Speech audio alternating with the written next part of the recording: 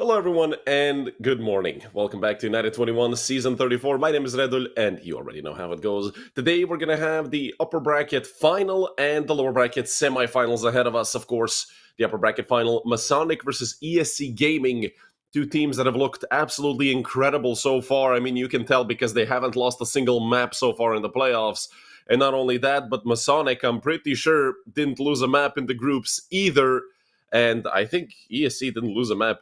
So these two teams so far have never been defeated on any map throughout this tournament. And today, well, for one of them, or maybe even for both of them, if we go to all three maps, that is going to change. ESC so far have been the tournament favorites. Let's see if the Danes can take something away from them. And later today in the lower bracket semifinals, we get Fish123 versus Mana Esports, two teams that have been wreaking havoc throughout the previous few seasons. Nuke, Anubis, Inferno if we do end up needing it.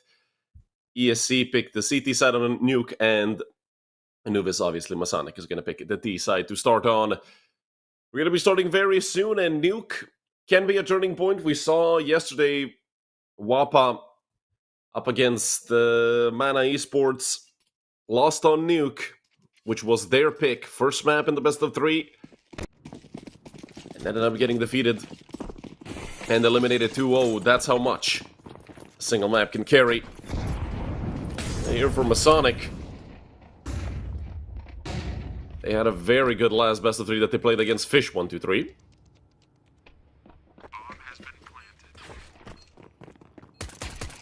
Chemistry already getting 2 kills. That is looking great so far, but Freka did get 2 back. It's a 3 versus 2 retake here for ESC. Bukavis makes it a bit easier for him and Freka, and he just comes out looking to swing with the Glock. He falls.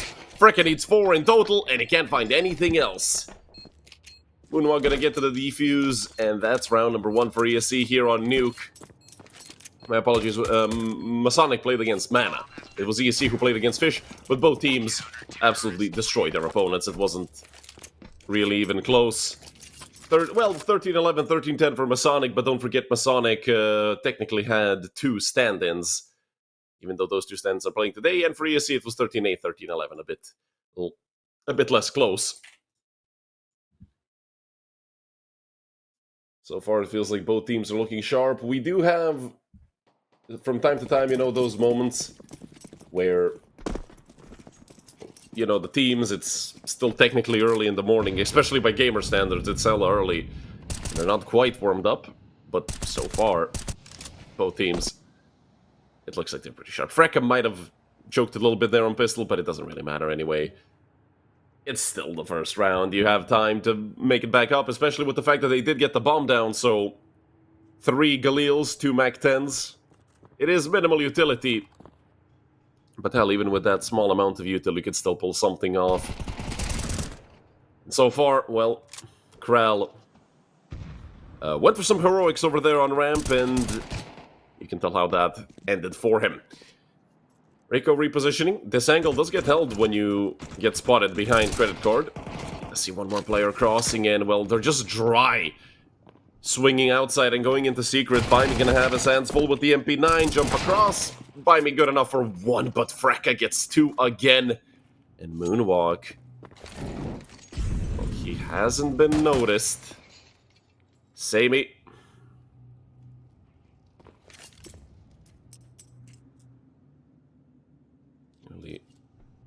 Caught there on some timing. Moonwalk could also miss the timing as well, but he is going to be hot on their heels right through the vent immediately. Moonwalk is going to go up, player CT vent, and he goes down.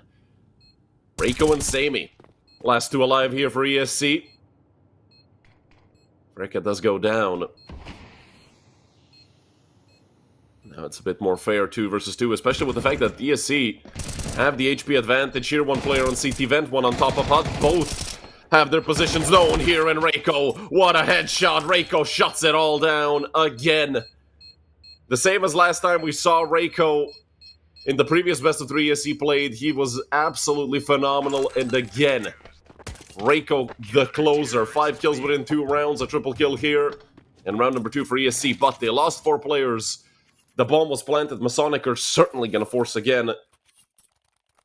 It's not even a question. Borsty already with a Galil. It's 3 Galils at all. We should probably see Freka. Pick up the AK, yeah, no utility.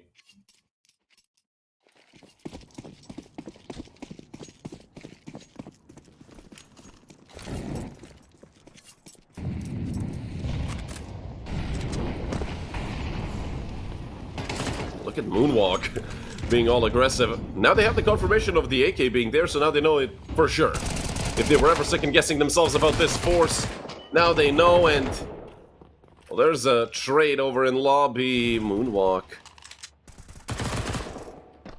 It spot out the player. The smoke is fading, and look at this. I think that's Bukaves who was stuck at the door. And look at the MP9 just dropping in. There's another player there.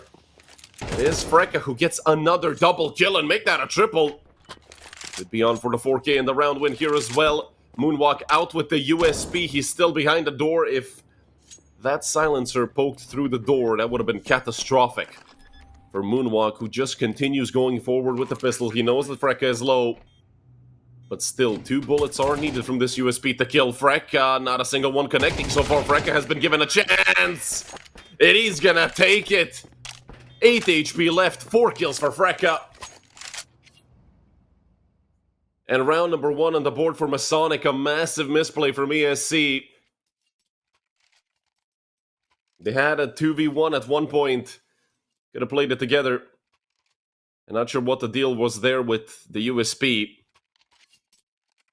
I mean, I understand why, because Freka was low, and I mean, another bullet and the round would have been over. Taking any other weapon would have probably been better there. Although it would have also given up the sound cue a bit earlier, so maybe that's the reason behind not picking it up. Kral, he's the, well, guinea pig for outside, mostly for Masonic. Send them out and see what happens. And, well, with just a single smoke on top of Mini, they've actually sent 4 players down into secret. Then usually when you see that smoke, you don't expect 4 players to be down in secret, but another smoke thrown. Nade for the double doors. Olim just drops a defensive nade. Won't do much damage. They're coming out through the double door and absolutely getting shot down. Olim does a phenomenal job with another frag. And it's a complete shutdown. 4 kills for Olymp. And not just that, but it's all with the MP9. That is so much money for him. And of course the round for ESC.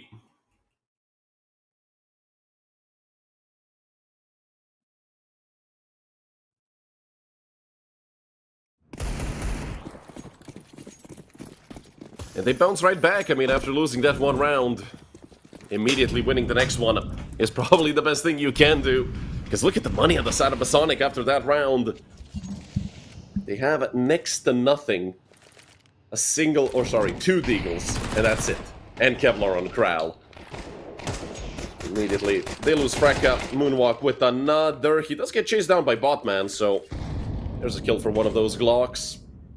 They can't even pick up the gun. It flew out outside of Hut, and Nade gets dropped just for, you know, helping out clear it, but with them already getting wrapped from outside, Kral is dead. He might even get knifed here by Reiko. A 4-1 lead for ESC. The Poles doing a great job so far. Keeping Masonic fully under control, whether it's a full buy or pistols. But now comes the proper test for both of these teams. A full buy that will probably define the first half, whether it be ESC continuing their streak and keeping Masonic at a very low number of rounds, or Masonic actually taking a couple rounds, resetting ESC, and maybe making this a tied-up scoreline. Olymp. Aggression through ramp. Sami did get a kill somewhere else in the meantime. Moonwalk coming in from lobby as well, and Freka. Another multi-kill round for him, and God knows for which time Freka has to put it all back together for Masonic, and boy, has he been doing a great job. Another triple kill, and he's gonna need the ace. 1 versus 2 against Moonwalk and Reiko. Molly out, not the time for it. 5-1 for ESC, but man, has Freka been having a phenomenal game. The rest of his teammates have 5 kills. Borsty and Kral haven't killed anyone yet. Botman and Bukaves have 2 and 3. I mean, save Freka has been the storyline here in these first 6 rounds. But I'm certain it will change. Masonic, a phenomenal team.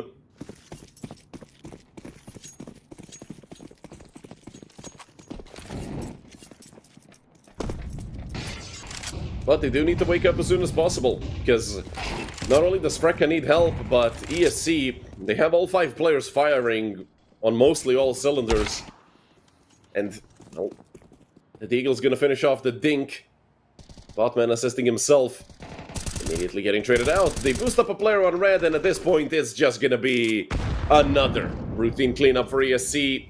Looking at a 6-1 score right in the eyes, unless Bukavis and Kral can pull something off, and well, Bukavis got himself a rifle, and he's gonna need the 4K, which he's not even gonna be close to getting. Baimi swings and demolishes him. 3 for Sami, 2 for Baimi. A 6-1 lead now for the Polish team. And Masonic, I feel like, should be calling a timeout soon. I mean, this is just not looking good at all for the Danish team.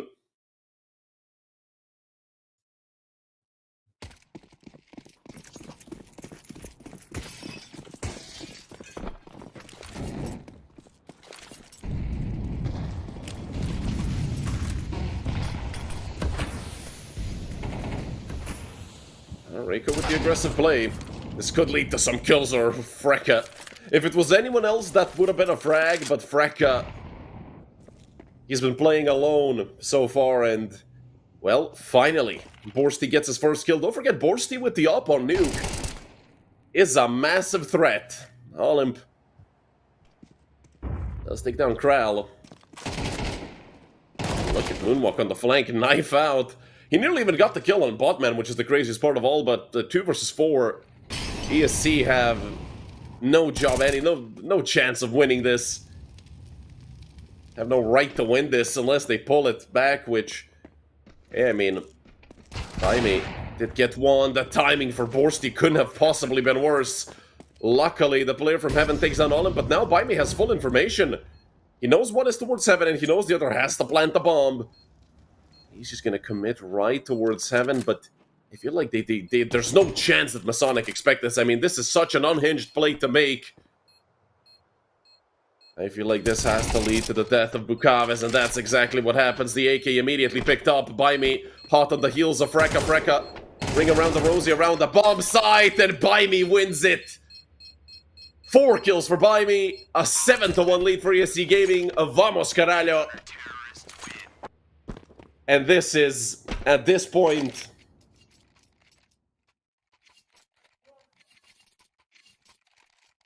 a beatdown.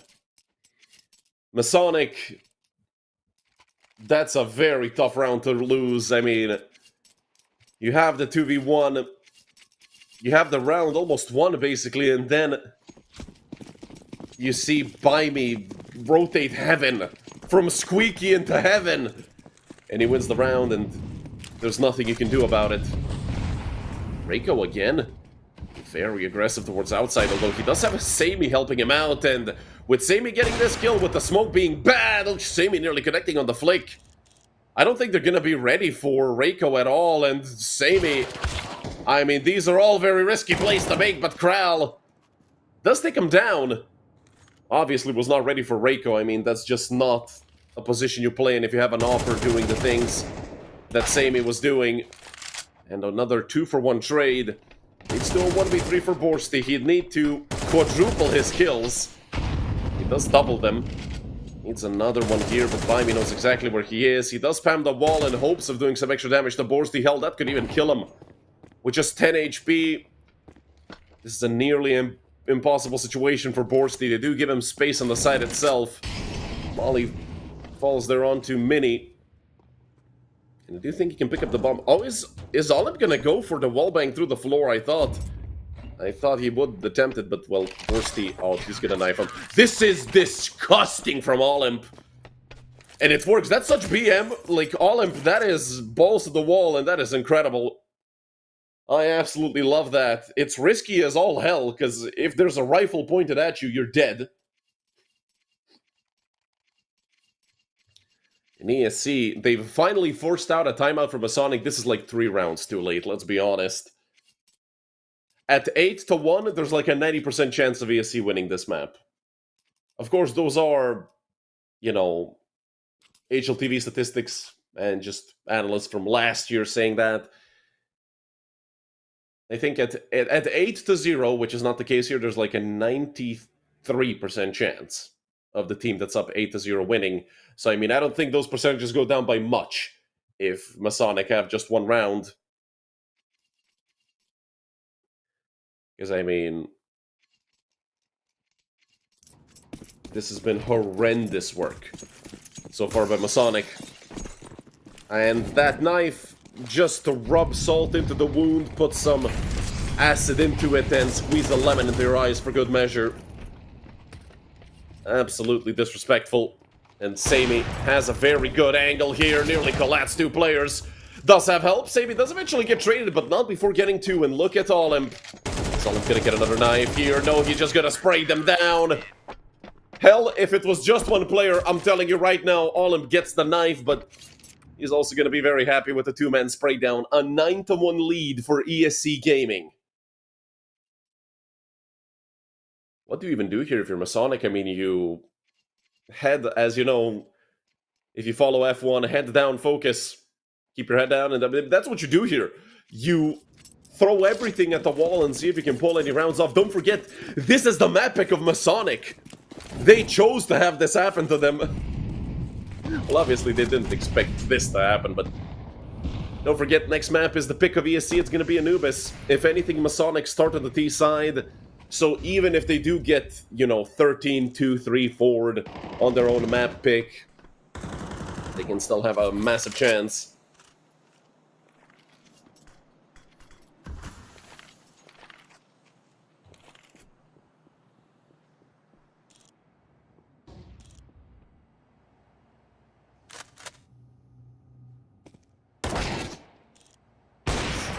Shot there from Botman, but it's Sammy again getting the trade, and, well, Botman does double up. I mean, looking for an angle there towards outside. Does find the shot onto Botman. Freka. It's not pretty, but it works. But only good for 1. Cab is left in the 1 versus 2. He does have info on Moonwalk, but he just gets moonwalked on. Hee hee. 10-1 for ESC Gaming. Masonic might want to FF Nuke at this point.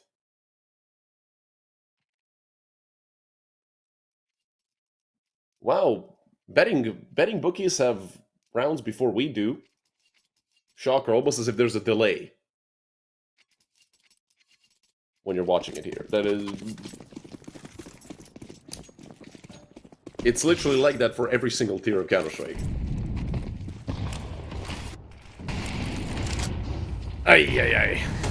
Oh, this is going to be a shutdown on ramp. Oh, no, Olimp. Oh, have some mercy at all. He's going to get the ace. He's not, because I'm a jinx, and I said he's going to get the ace. But 4.5.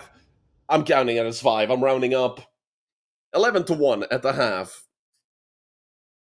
I can't even remember what the round that Masonic won looked like. I'll be honest. This is a brutal watch. 3 players on over 1,000 damage. And the 2 that aren't are Reiko and Sammy, who are, well, 8 and 11 kills. Freka, the shining star here for Masonic.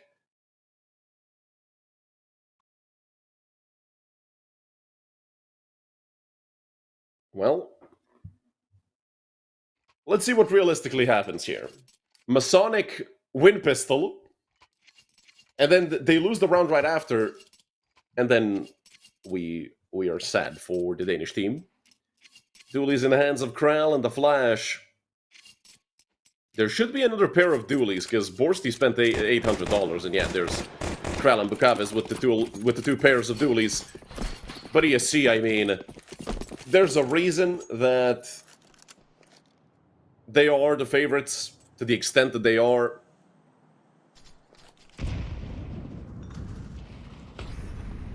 But let's see. I mean, Kral is going to get tested here. They want to split A. 4 through mini. Olimp coming out from hot, and he does get 1. But the quick trade does keep things relatively even up until Buy Me decides to spoil the plans of Masonic, who have decided to rotate 3 players down into B. off of contact on Mini and Hut. Which I don't understand. And I'm certain as hell that they have no idea why the hell they did it. Kral out the vent. That is a brutal flash. Sammy does get the quick trade, spots out the player Heaven, and Buy can't hit anything. Can we finally see Masonic win their second round? Hey, I called it if they do. In the 1 versus 2, you can never underestimate it, but Borsty gets his 3rd kill of the game and cuts the lead to 9. Chris Paul be damned. Now, if they actually lose the second round after winning Pistol, I'm either a Jinx or I'm Psychic.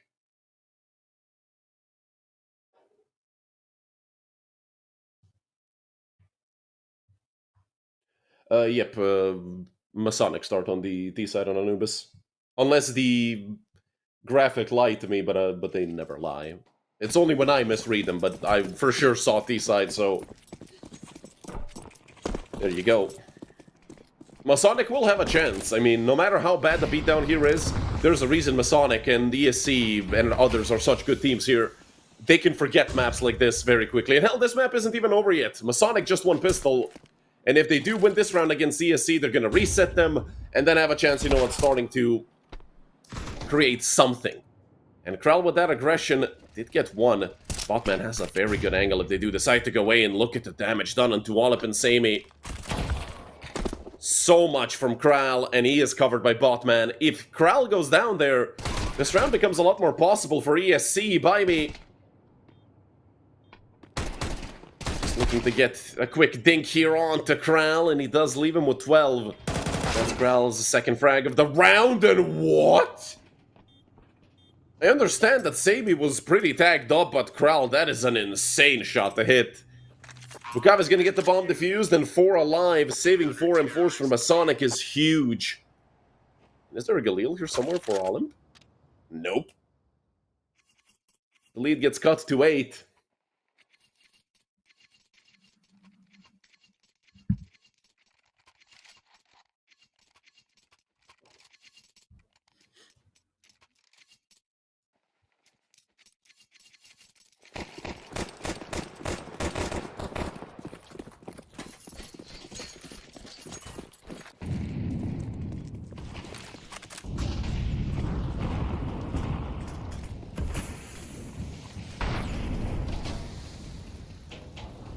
Kral up close and personal over towards red. He was aggressive once already. They might be ready for this. Kral, hard cleared. But they do get a 2-for-1 out of it. Works perfectly for Masonic. Good job by Borsty to get the trade. I think that was through the smoke fully. Just off of instinct and, of course, well, lineup.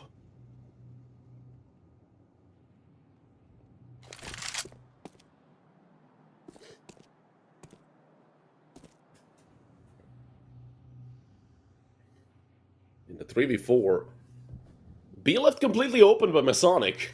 ESC, they guess correctly on where they should go, and with how far these players are away, they can simply just get the bomb down, and that's gonna be it. Now the post plan does happen. 3 kits and a mountain of utility on the side of Masonic. That was a pretty good nade there thrown by Olymp, already over towards Shadow, and with the MAC-10, this can be a very lethal angle for the CTs to clear. You do get by me beforehand. That Molly put to good use, and through the smoke, down goes Sammy. It's all on Olymp, but 1v3 with the MAC-10 is just not gonna happen. And they do have enough time. Freka gonna get the bomb defused.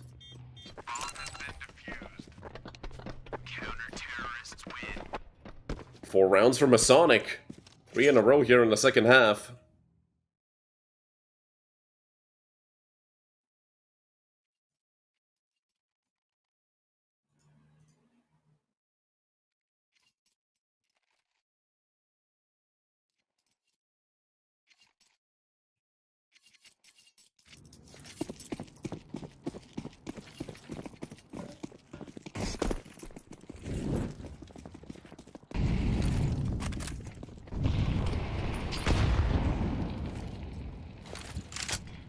Good start for Masonic yet again. Borsty over towards outside, I believe.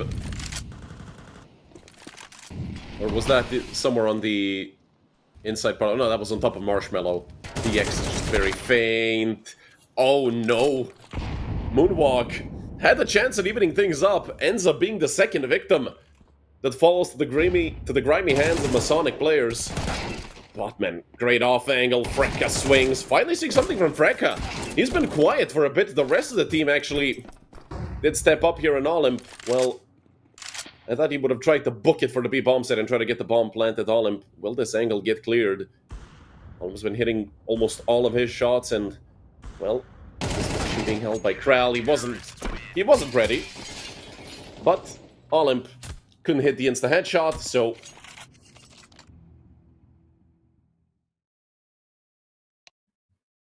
that was a kill. Going the way of Masonic again.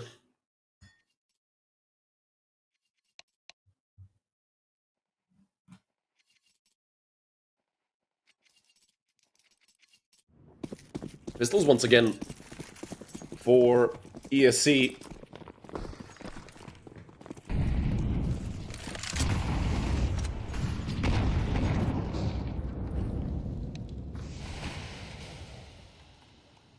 These rounds are very dangerous, especially on a map such as Nuke. They have 2 flashes, 2 smokes, and a Molotov. One of them should probably just pop them out of the smoke. That might be exactly what happens. They're all lining up behind the smoke. Bukave's hands full. In 3, 2, 1. And he's just gonna handle all 4 of them Bukaves. Shuts it down fully. From 6 and 13 to 10 and 13, and Masonic are en route to make a comeback happen. Don't forget, the weirder things have happened. At the tournament a couple seasons ago, I think it was Kono. I know that's a crowd favorite. Whenever you guys bet on Kono, you guys are complaining. They lost a 12-1 lead. So I'm not even gonna question if an 11-1 gets choked away. Because ESC can't quite find their footing here on the D side, but the problem is, as soon as ESC get one round, that's when the pressure insta-builds up for Masonic, and, well, this might be the round. Will Kral get hard clear? The answer is yes, but through the smoke. Borsty? Okay. Check him, PC, I guess. 2 kills through the smoke with the AWP, makes it a 3v3. Not only that, the HP advantage. Did he collat Baimi? Or did Baimi, because Baimi's in T-spawn, right? He didn't, I don't think he got tagged by Borsty. I think it was something else, maybe through lobby. Some shots through the smoke, but Borsty's heroics. I mentioned Borsty with the AWP, and he's been quite quiet. It's the first time he's making some major impact with that AWP. B-side left open yet again. So we see do get the plant, if anything.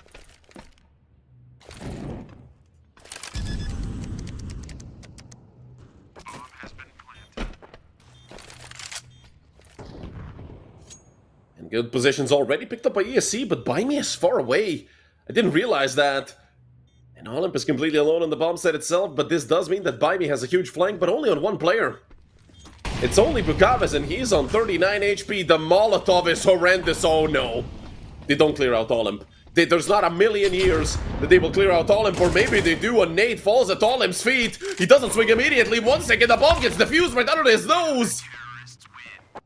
And it doesn't matter that Baimi gets the kill. It doesn't matter that they damage the economy of Masonic. Masonic win another.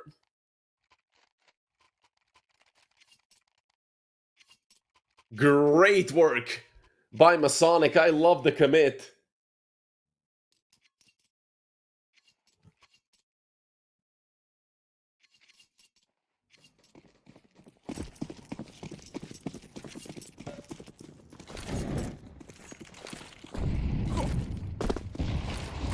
Seven rounds for Masonic, 6 in a row. And if you looked at the scoreline, you would never think that this was an 11-1 half for ESC. Borsty is playing risky, and finally, there's Reiko. He's been quiet for quite a few rounds. I feel like he's been on 8 frags for a long time now, up to 9, and, well, not up to 10. He does turn his back to Freka as Freka peaks. If he got another, that would have been something. Fully blinded. Look at this push.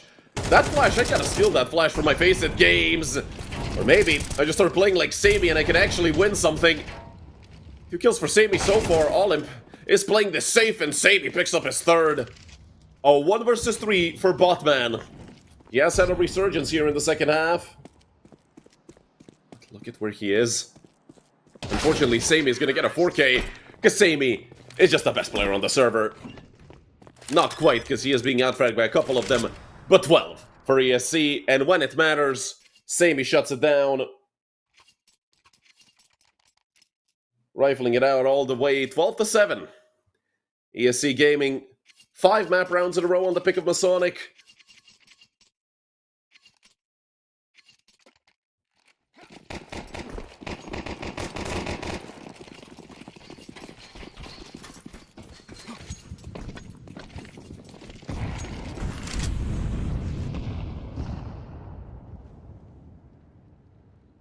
Potentially the last hurrah for Masonic. Unless they get back to a winning streak, there we might even see overtime. 5 rounds! At the same time, it's not much, and it is much, if you understand what I mean, because ESC are on the T side, they're gonna have a bye every other round, and they're just... What? Okay, never mind, forget everything I said. Masonic, with Borsty, first of all, what? And second of all, Freka, well, if he had an A4, he would have killed both. And you guys know I'm a big advocate for M4A4s. Botman not gonna see anything through that smoke column. A good position, very difficult to clear, not when Botman barrel stops him and Moonwalk just gets shut down by Bukavis. Reiko. Here's a chance for Reiko to get some kills for all you overbetters on Reiko. 1v2 now and almost a 1v1. But Botman does have his number, and that's 8 for Masonic. A bit of BM there from Botman. But they did get the plant, they did kill 3 players. Luckily for Masonic, most of their players do still have a lot of money.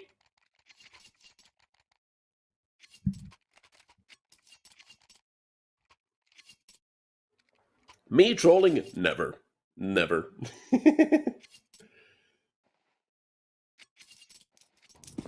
No, but what's the line? What's the line? I gotta hear the line for the first 2 maps. What's the over?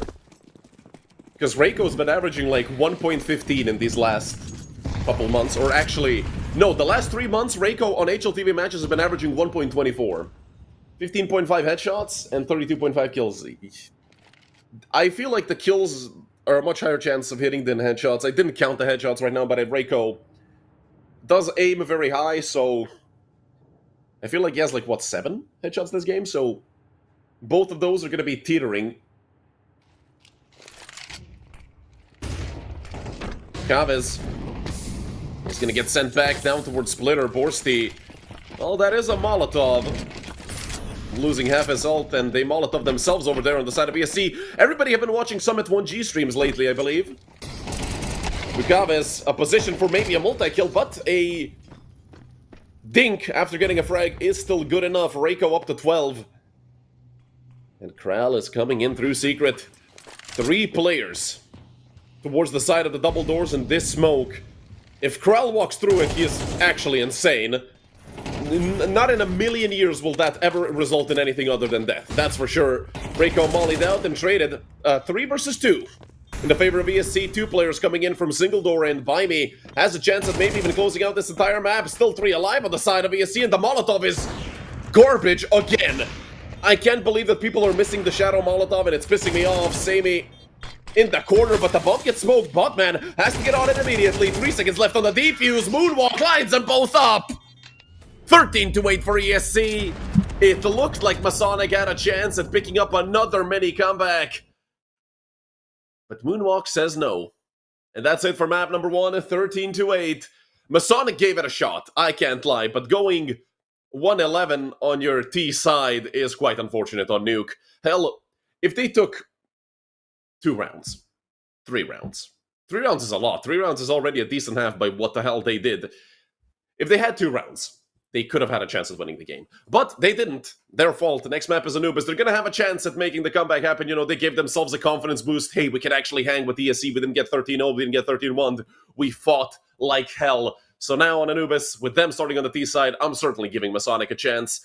At least a little bit. at least in the first half. So you guys stay right with us, because in about 15 minutes, we're going to be back with map number 2.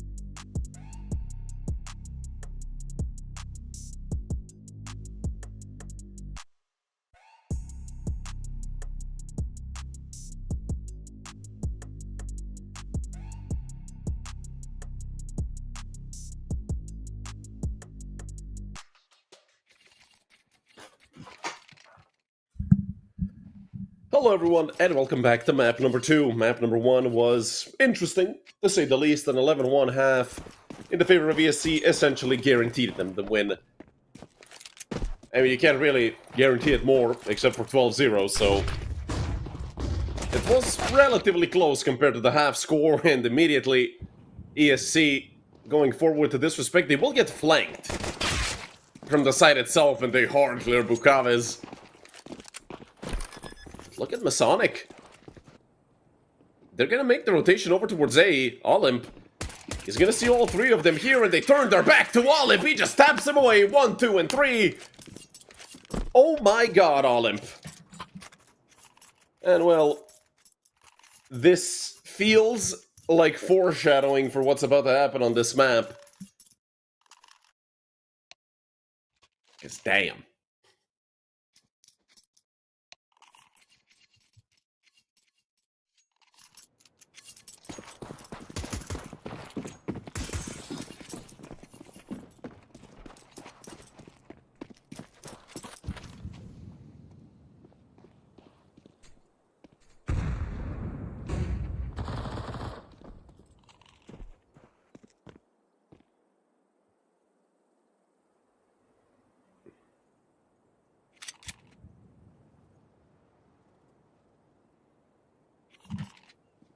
A single P250 for the entire team of Masonic, and, well, the MP9s and the M4s are about to eat. Reiko only good for 1, and Bukaves, what the hell is that with the Glock? 2 kills, and that's another dink, okay. Buy me with the triple kill. But damn, these guys are hitting with these Glocks. And the technical pause. Or as you guys like to call it, the business pause. No, but I do think Sammy has a technical issue of sorts.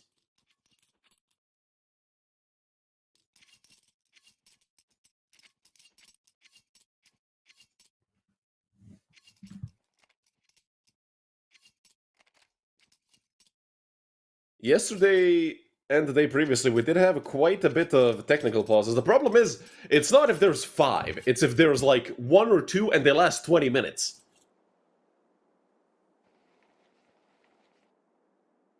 And then I get to sit here and I get to lose my mind, right? Talking to myself, I mean, I do get paid for it, so, you know, it's a good trade-off, I can't lie.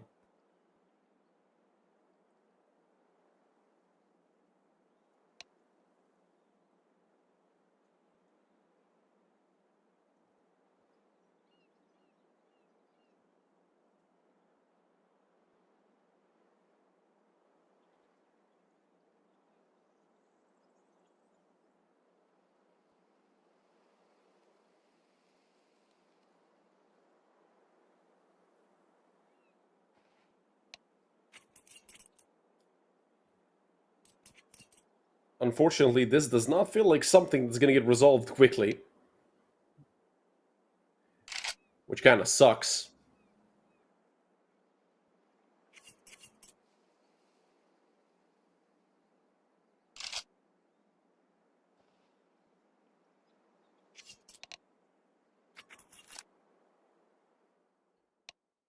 Never mind, forget what I said.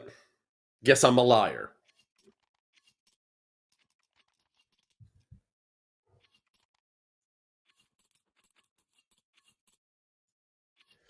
So a 2-0 lead for ESC. Finally a full buy though for Masonic, so we get to see what this T-side is gonna look like throughout this first half. Because Masonic really need to, you know, step up. Yes, ESC are tournament favorites by far, but they can bleed, and that was shown on Nuke. With Masonic winning like 7 rounds in a row. Reiko trading some damage with Borsty. Borsty's been having an uncharacteristically bad day so far, because Borsty, last time I saw him with the AWP, he was a magician. And now instead of magic, it was tragic. Reiko, I feel like, yeah, he definitely spotted a player out towards main. Shoulder peek galore, it's Sammy to get the first. Botman stuck in the corner, has to dump all of his utility just in hopes of getting out of there alive, and Sammy doesn't give him a chance. Sammy just continues to be an absolute monster, and this nade is going to do so much damage if thrown properly. Although Masonic, perfect timing to decide to turn back around, although I don't think Olymp actually threw the nade. He's just pulled the pin and he's holding it, waiting to see anyone at all, and he's going to drop it onto their head. Bukav is taking some damage. Reiko is on 49, and he's the only B defender. So if he goes down, could be troublesome. Great nade falls onto Freka. Softening all three of these players up in total. Reiko, you don't want to be jumping like that, mate. Just waiting with the nade. Gets confirmation from Moonwalk. Should dump the nade right now and do some extra damage. But he does tuck away in the corner. Gets one, and Moonwalk is there for another. 2 for Sammy and 2 for Moonwalk. A 3-0 lead for ESC with 5 alive in the first full buy. It's looking grim for Masonic.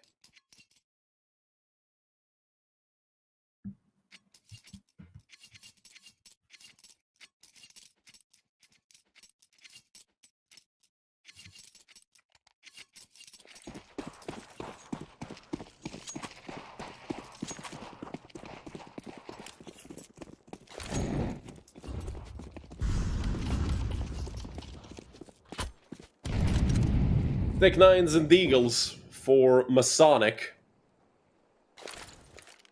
And where will they commit? If they go B right now, they might even win the round. Because I have no idea what the hell ESC are rotating to. They really think it's A split through mid, and they left B completely open. The closest player is by me, and he's on mid. If anything, they do get the drop, and they still think it's A? Hello? I mean, luckily for ESC, Masonic don't have any utility to maybe drop a smoke in front of them. They have to go forward and raw dog this retake. And well, so far, it's working perfectly. Sammy with another multi-kill round, leaving just Kral and Freka. Freka Thiskin is gonna take another Kral. That's just some missed timing, didn't know exactly who to shoot. 3 kills for Sammy here in round number 4, and a 4-0 lead for ESC. I mean, that was fine. It was a half buy for Masonic. They killed 2 players. And they also got the bomb planted. They feel like they can be happy with that one. But they are losing 4-0 on the T side of Anubis.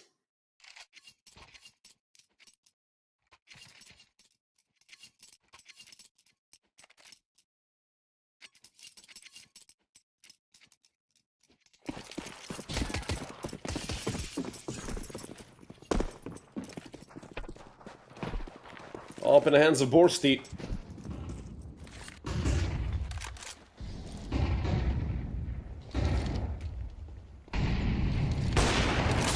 Sammy. Well, surprisingly, he misses. It actually immediately gets punished. Olymp flashes himself. Even the best make mistakes. These are just funny to see. Borsty, actually. Second kill for Masonic in the round.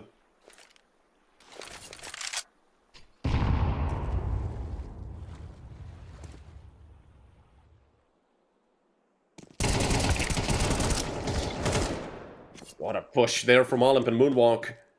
They go 2 for 1, but Moonwalk really needs one more, and he is expecting someone to be outside of A main. Just drops the smoke on top of Botman, but Botman is not gonna respect it, and could have waited for his teammate. There's a minute on the clock, but no. And now Moonwalk has been given a real chance.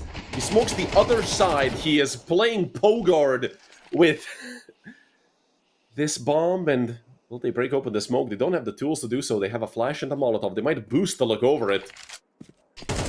Reiko is there. He breaks open the smoke. Reiko gets one. Does he split out the second? No, he doesn't. But with the Molotov coming out, they can trace the trajectory back straight to Borsty. And Reiko shuts it down. 2 kills for him. And 5 on the board for ESC Gaming. There go your freebies for Reiko.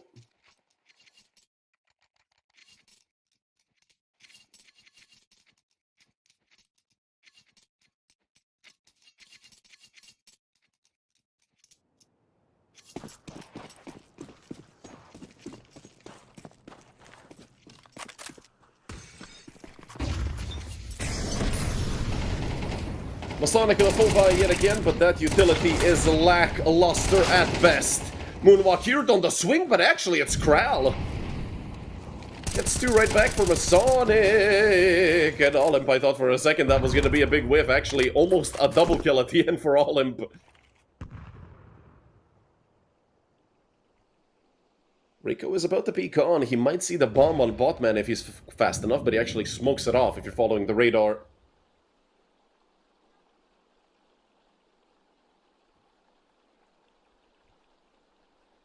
Olymp in a great position. He does dink Bukaves. Baimi has a chance to close out this round all on his own. Down goes Bukaves. Reiko, quite far away in rotation, should hurry up at least a little bit, especially now that he's gonna know the... He plans for... But why? Or why is he not getting cover at least? Baimi with the triple kill. I mean, that's an easy cleanup for ESC. But that is a horrendous plant. Like, you can tell by my immediate reaction, no filter, that is... Yikes.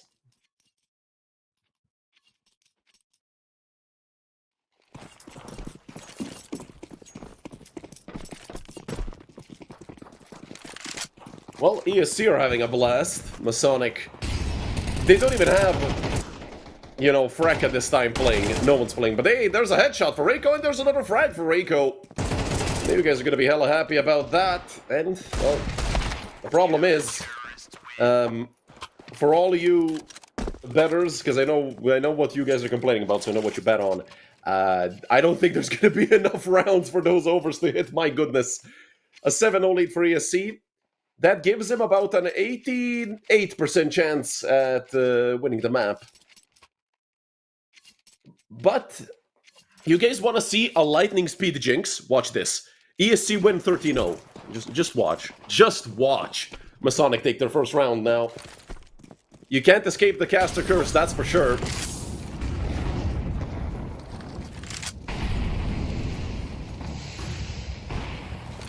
Well, if they want to go for mid, even my jinx might not be able to help them. Bukaves went down to Sami's op. I mean, as soon as Sami gets an op, he's a massive threat. And oh my god, that's brutal. But hold on, they did get the trade. Oh, Botman. Okay, we see you. Down goes Reiko. Unfortunate for you guys. But fortunate, maybe, for Masonic. It's a 2 versus 3. Sami's on a rampage. 9-3 so far. Second best player to Baimi. Who's 9-1. And out goes Baimi. Speak of the devil. And Freka needs to double his kills. He was a monster on Nuke. He needs to pull something almost impossible off right here. Luckily for him, he has an open lane into the A-bomb site, but will he recognize it? Seems so far that he is ready, and he's about to full sprint out of there. Freka making the correct plays. Will Olymp get there in time? I don't think Freka can cross without taking a duel against Olymp. Olymp already here, running around. He nearly goes down. But Freka now knows exactly where Olymp is, and he has to get this kill. Olymp jumps and nearly kills him. That would have been hilarious if he got that frag, and Freka recognizes the main flank, but will he expect two players to come out here? Freka! Oh, the swing. Not quite able to get the frag. Both players have to reload, I believe, and Freka repositions. He's making so much noise, he swings back around, but not enough. Sami takes him out. Another triple kill for Sami. And an 8-0 lead for ESC. Hey, I'll take my jinx points at least for half, because, I mean, they almost won the round.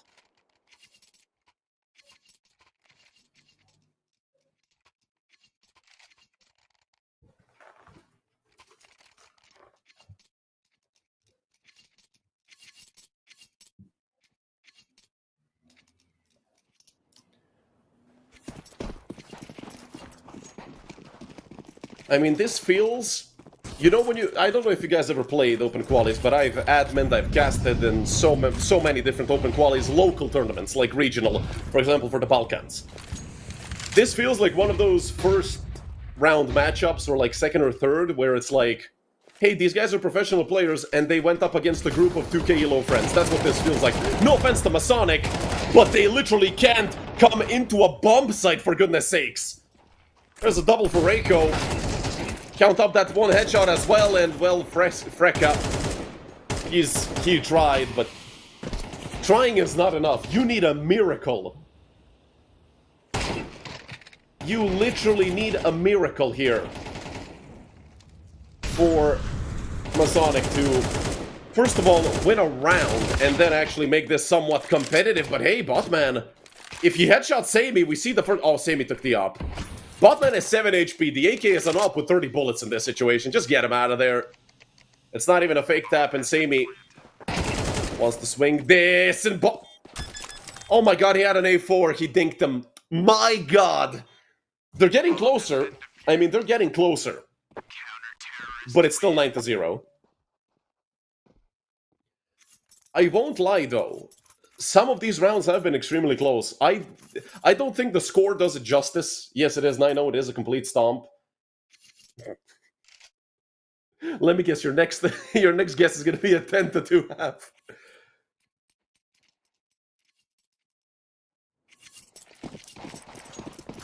Yeah, I mean, it doesn't matter that the rounds are close if the scoreline isn't. You are correct about that.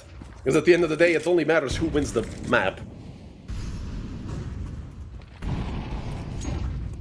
But hey, for everyone counting, should be 22 in total for Reiko, I believe. And like 10-ish headshots so far, so, you know, if Masonic are able to pull something back here, there's another headshot kill for Reiko counted up, and hey, we might finally see the first round for Masonic. Come on, boys, forget the bets. We're rooting here for Denmark. And they have B control because of Borsti, but Sammy is here, and this man is the Polish Terminator. Well, has 6 HP. If they run into him, he's dead. The worst thing is, the money is not that great for ESC. If Masonic can take the next round, round number 12 is essentially going to be like a $2,400 buy for ESC, maybe even less. But it is all in pen to Sammy, and they've had phenomenal best of 3. They had a phenomenal 2-map series so far, but it's Borsti and Krail. Finally, round number 1 for Masonic. It took them so long to get here. But hey, you know what? We take those.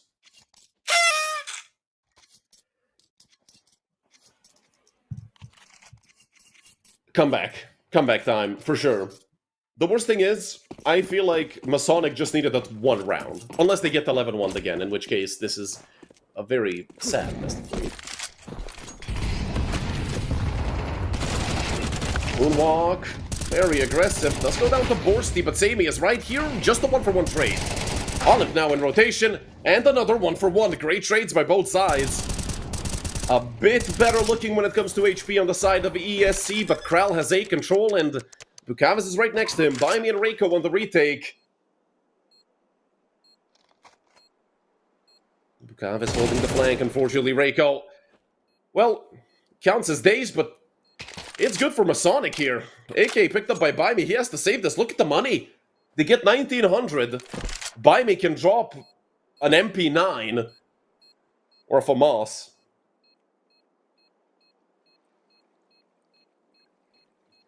The rest of the team, armor 5-7, deagles, and anything.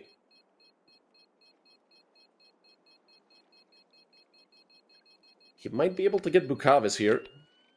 And I know for certain he's not going to drop that Molotov in main and hope to, you know, catch somebody coming out. Because that T-side Molotov on the CT side is worth its weight in gold and then some.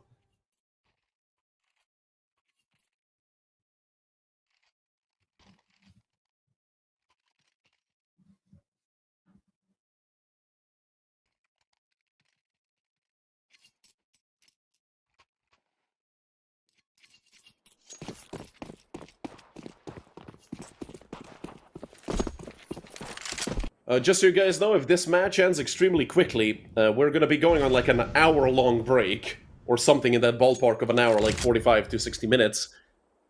So for the sake of not, you know, having to look at a pause screen for an hour, let's hope Masonic can at least make this close. AK and 4 MP9s, by me. If it's time for heroics, it's now. With the first kill and the second. Reiko does chime in with the MP9, and Baimi is still alive. Moonwalk is there. And Masonic have been... Well, I can't say that on stream, but you guys know what I'm thinking. 10-2. Hey, this is 2 times the half of Nuke, so 27% headshot for Reiko. Damn, you guys are unlucky. His averages are like 45 to 50 on this map. Reiko average is also like a 1.2 rating. Closer to 1.15, but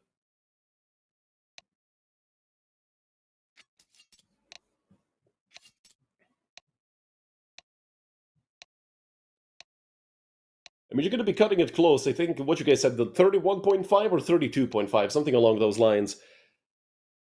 13 on map number 1, I believe, and now it's 11, that's 24.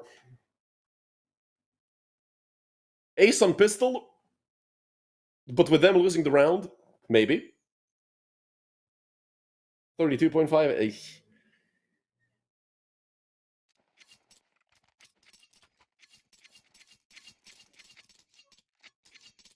I mean, I knew ESC were the favorites coming into this match, because they are the favorites for the entire tournament. I mean, they might be, undoubtedly, I think they are the best team here. They can be defeated, but apparently not today by Masonic. Unless Botman here on the backside area, they have a mid-push going. 1-for-1 between Moonwalk and Botman, and he's gonna need to be Batman here on backside. All in Reiko, pick up 2 more, but look at Bukaves, it's just the one we want here. Kral versus Olimp for this entire best of 3 from the side of Masonic. Kral really needs to win this. The USP is not going his way right now, and Olimp falls. 3 rounds for Masonic. And now they can start off the comeback again, but will they do it on the CT side of Anubis?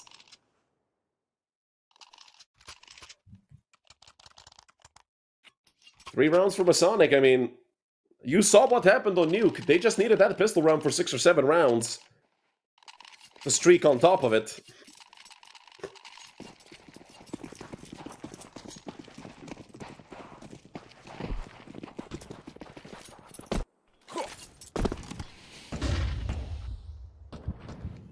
Although there is a Tech 9. There's no way they lose to 5 pistols with no Kevlar, right?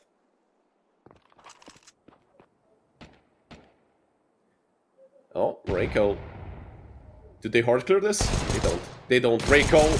There's a headshot for Reiko and another with the Eagle. Oh no, did I speak it into existence?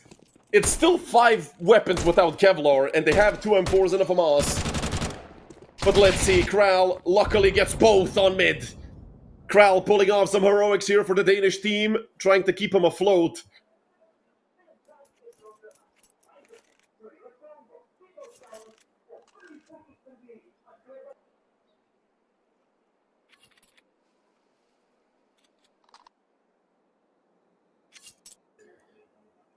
And with these 3 players grouping up towards A main, Kral is going to have his hands full, but just 28 HP. There's 2 P250s, there's not a single deagle in the hands of these players. Not a single one of these weapons can kill him in 1 bullet. Which is great for Kral. They don't have a kit on the side of Masonic, and that Molotov just signals that this is the A bomb side hit. They will allow the plant to happen. Oh no, Kral, it's some trouble here. Sammy nails him. Moonwalk on the flank, but Bukaves and Botman are keeping it under control. 4 for Masonic, but boy, they will have to go up against another round that's probably going to be even better. Look at the money. Oh man, I forgot. You see, they didn't force, they had a full eco. Oh my god, they're about to have a full buy. They're about to... Is there an op for Sammy? Maybe. I mean, if he wants to, he can go glass cannon.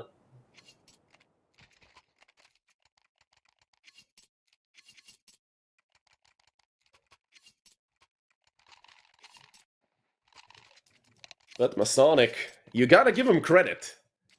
They are fighting. I know a lot of teams that would go, you know, they would go down in 9-0, they'd be like, okay, screw it, this map is over. But I respect this. I respect the hell out of Masonic for what they've done today. ESC is... Oh, no. And of course, Reiko disconnects. Oh, man, you guys are so unlucky. It's insane.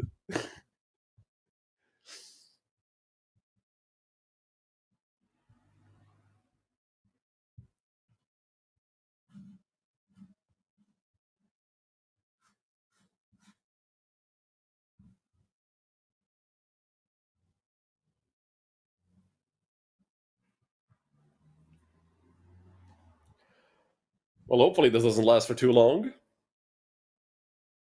But I feel like this is going to be a quick reconnect. Because usually it's a bigger technical problem if somebody is still in the server and they need to call a tech. Or, sorry, tech. So, hopefully Reiko comes back quickly and we just get to reset the round so he can actually spend his money again.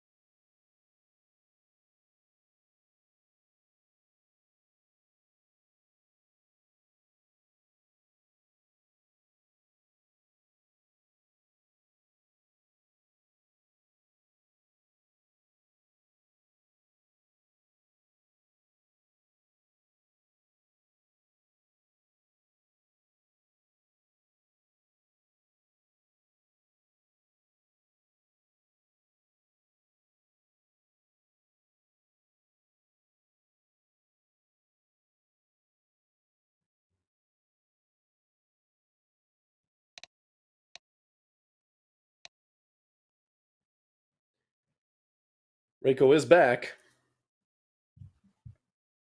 So we can hopefully get back to Counter-Strike and not just the freeze time.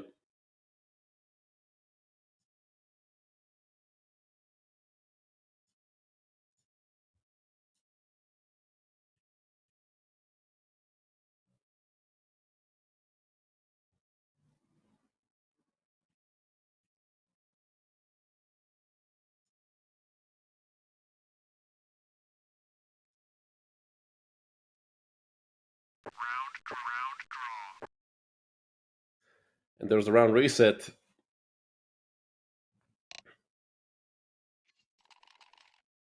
A very important round if Masonic want to make the comeback happen. This is this one round you have to win. Essentially, this is like the importance of a pistol round in a full buy round.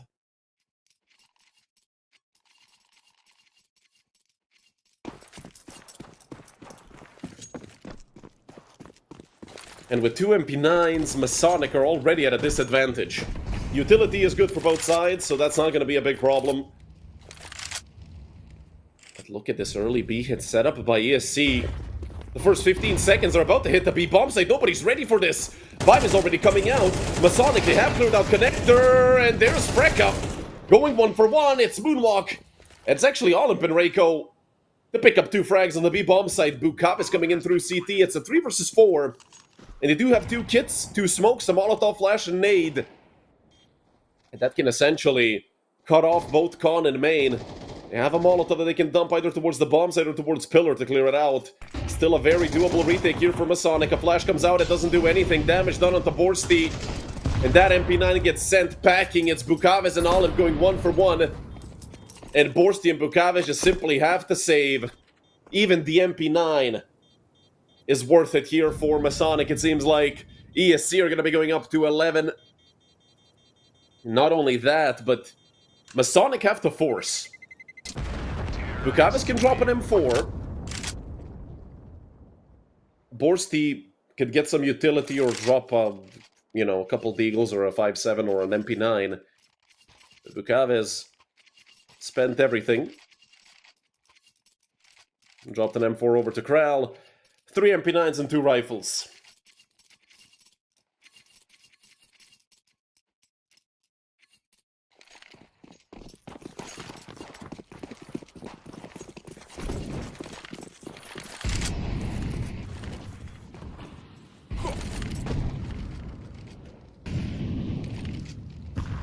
And another quick B hit being set up by ESCA. Why change something if it works? But this time, I was gonna say they're ready for it. Borsti sitting in no man's land, and it's a 3-for-2. Reiko and Moonwalk combining for 3 frags. And Kral coming out. Down goes Moonwalk. Down goes Reiko as well. That leaves Olymp in a 1 versus 2. Up against Bukaves, and Kral doesn't have any more utility left. There's a kit in the hands of Bukaves and a flash. Kral still being stubborn here towards connector, but will he be ready for Olymp's position? Olymp. Does he get hard clear? Kral, don't forget to clear it! And he doesn't! 5 on the board for Masonic. Kral, he's not going to BM him. He's just looking at it, thinking about it. 3 kills for Kral as well, who's having a decent map for himself.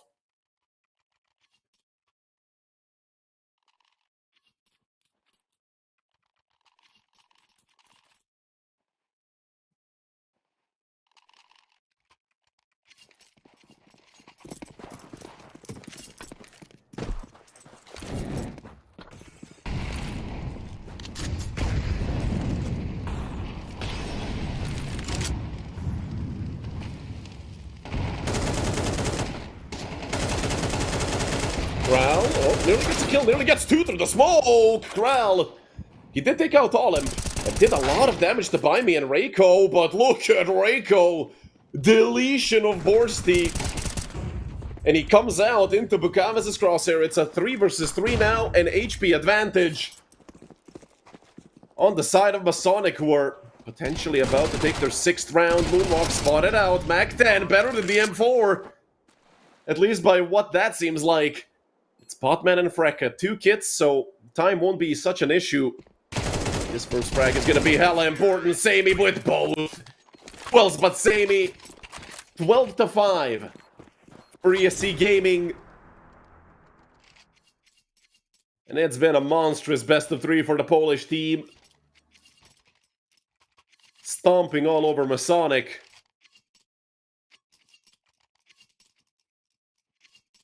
And the Danes might go out sad here on a $1,400+ buy.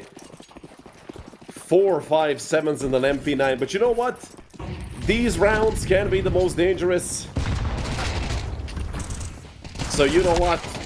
I'll give him a chance, but, well, Olymp and Samey won't. They say, you know, cut it and get us out of here. Okay. Borsty nails Reiko. And it's a 3 versus 4. I mean, at this point, you just throw everything at the site and see what can happen. Samey, bit of a wild spray. 2 players coming in from Temple, and there's Bukavis with the 5-7, doing a lot of damage, but there's Olymp as well. It's a 1 versus 1, Bukavis versus Moonwalk. And Bukavis has the time, Moonwalk has the AK, he swings out, and ends the map. 2-0, ESC are your first grand finalists in United21 Season 34, and off the back of a gorgeous best of 3 played by ESC. I mean, realistically, this could have been, not to take anything away from Masonic, but this was very close to being 2-13-0s. If you know, you know. At the end of the day, respect the Masonic for fighting all the way to the end. That was extremely close. Another 1v1 that just went the way of ESC. If they won a couple more of those clutches, this map would have still been going and the score would have been much closer. But unfortunately for the Danish team, today was ESC's day. Today it was Samey, it was Reiko, it was Olymp, Moonwalk, Buy Me. Everybody were hitting their shots. And maybe if Nuke went their way, we would have seen something else in this best of 3, but an 11-1/2 is simply impossible to win. As you guys can see by the timer, 70 minutes almost. So I'll see you guys, well, essentially tomorrow. Be back after the break.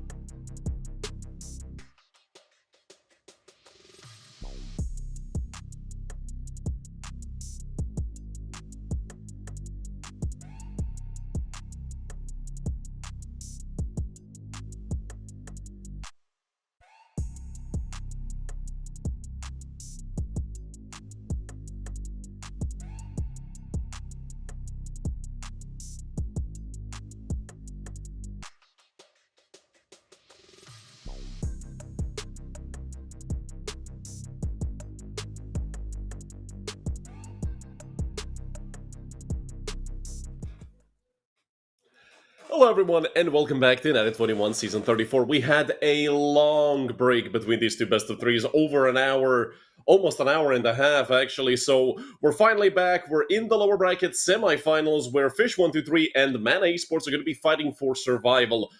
Two very strong teams that unfortunately ran into even stronger opponents, and well, one of them was Fish running into ESC. ESC have yet to lose a map throughout this entire season. And Mana Esports ran into Masonic, who up until an hour and a half ago also didn't lose a map until they ran into ESC. So now in the lower bracket, it's Fish123 and Mana Esports. Between these two teams, there have been some wild inconsistencies, especially for the side of Fish123. Sometimes these guys just can't get their footing. It's Inferno, Dust 2, and Ancient if we do end up needing it. I am so happy we actually get to see Inferno. I haven't seen Inferno in a long time around here.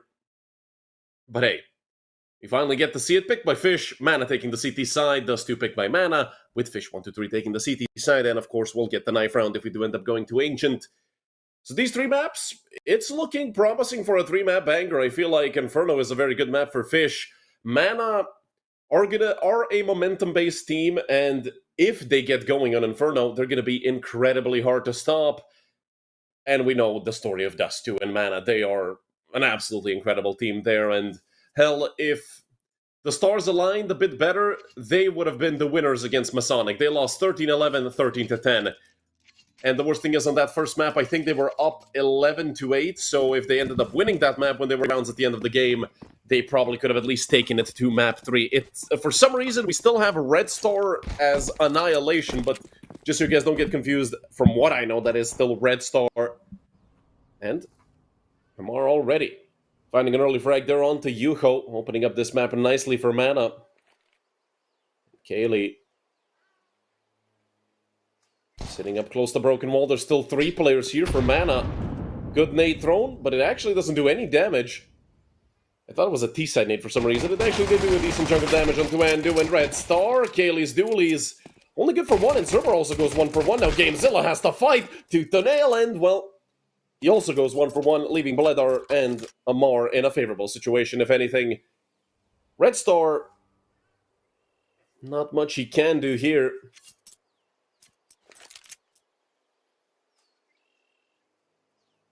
Although, he technically has been given 2 1v1s here. If he can connect the insta-headshots, he has an amazing chance, but the problem is he turned his back to Bledar, and that's not something you want to do, but timing, okay, never mind, Bledar turns back around, and Red Star is essentially dead. As soon as he taps the bomb, Bledar is just going to get close. And hell, Red Star might even get knifed. We can see Amar getting called over already in rotation. Red Star is clearing this out, but it doesn't matter. Bledar is going to kill him. Hell, he might knife him. Unless Red Star decides to randomly clear backside, which there's not a chance he does. And he's going to plant right in front of Bledar. And that's a knife right between the shoulder blades. Great job done by Bledar. And essentially financing that op early is going to be great for him. Of course, if he buys it now, he's trolling, because if you buy the op second round after getting a knife, that's cursed, which he doesn't do. He buys an M4. A bit unfortunate for Red Star, but it's fine. I feel like, since it's still early in the game, you know, we saw some knives today, actually, so it's been a day for getting knife kills, I guess.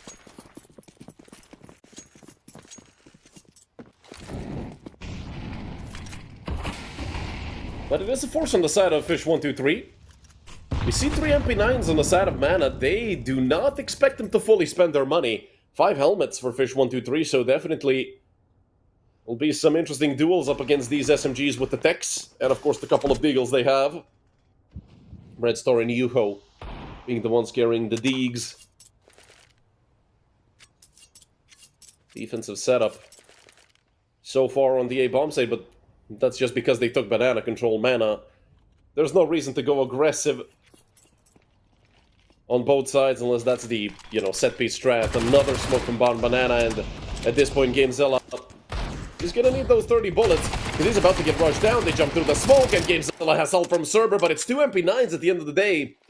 Still going 2 for 1 and doing a lot of damage onto Yuho. Cerber still holding on. He was on for the ace. Ends up with just having a triple kill, but I say just as if that's not great. With the MP9s, well, 4 kills and 1 with the M4.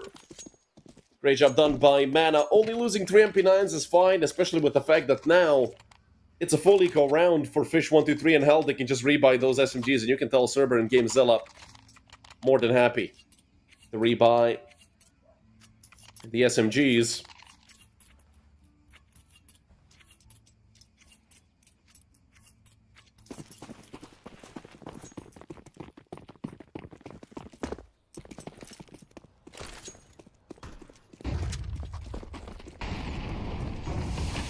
Cerber going full aggressive, and, well, a half-buy from Fish123 that is off to a okay start. A team kill there in the back of 7-kick. Oh no. Red Star having trouble. And Andu's on 25 HP. There's not really much the former member of Gamer Legion can do. Alter can just get ran down by Cerber. 3 kills for him again on the SMG. Cerber has $8,000. At this point, low-key, just buy Bledar on op. Have someone else pick up the M4, because, well, that op is going to be huge, and you can tell minus 4750. That's exactly what happens.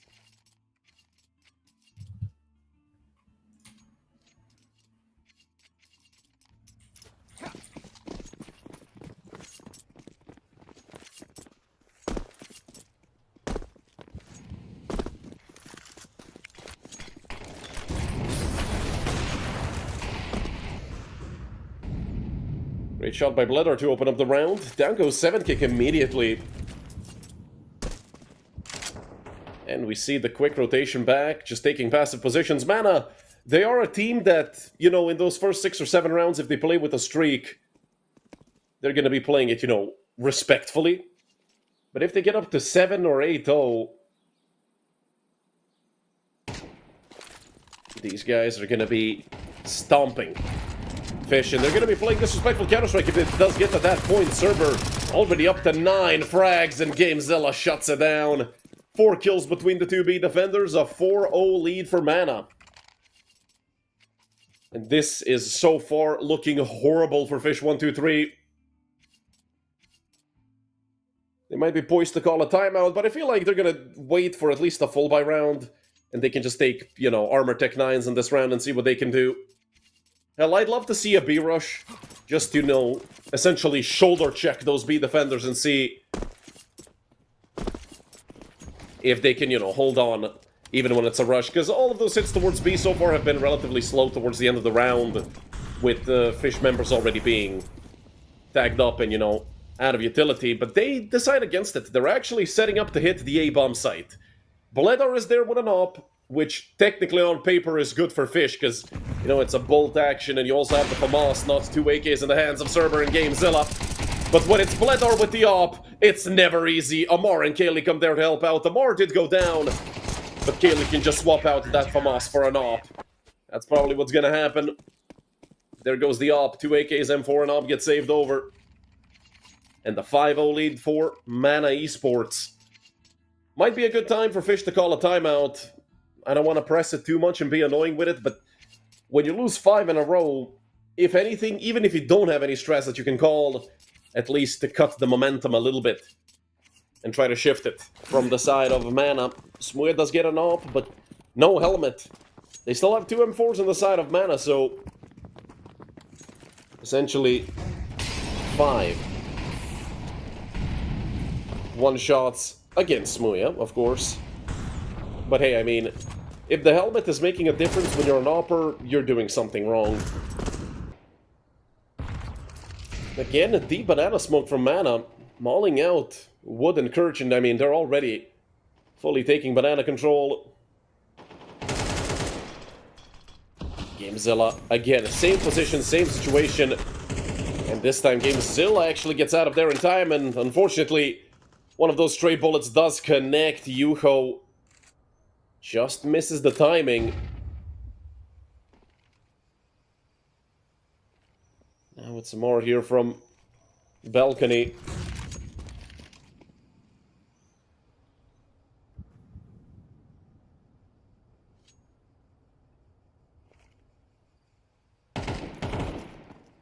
More looking to swing into apps. Yuho is low. Oh wait, that's not Yuho. It is Yuho. Why the hell did I think he was low? He's full HP, for goodness sake. But we do see the rotation come out. Fish, they're going back towards the B-bomb site. Kaylee does recognize it properly. They don't really have utility to hold on with this hit towards B, and they do have 3 smokes on the side of Fish123. Luckily for Kaylee and Cerber, also Bledar who joins them, they don't have any flashes. That one defensive smoke might have just won them the round. 15 seconds left. Cerber has such a great position. Kaylee is already here. Kaylee with 3. Shuts down the round completely. A 6-0 lead for Mana Esports. And this is one of the scariest teams when they're firing on all cylinders. Absolutely nailing everyone on the side of Fish123. And there's the tactical pause I was talking about. 1 round late, I'll, accept it.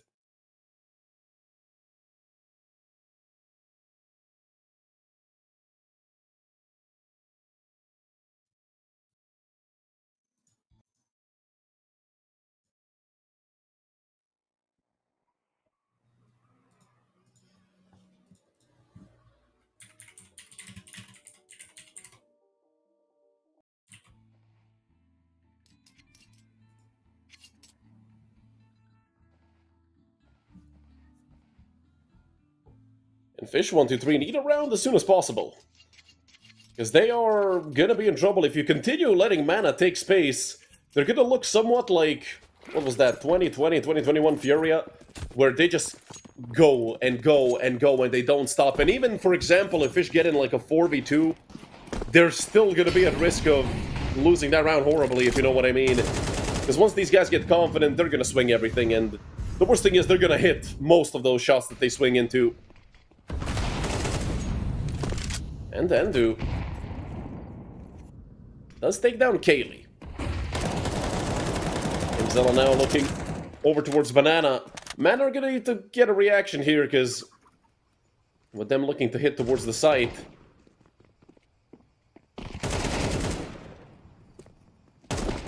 It's another frag going the way of Mana, a 4 versus 4. Andu still in the hero AK, joined by Red Star, and there's Amar. Bledar helping out as well, and Bledar doing a great job in tandem with Amar. Smooya does swing out with the Deagle.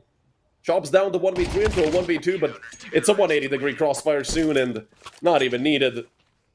Cerber swings out. A 7-0 lead for Mana.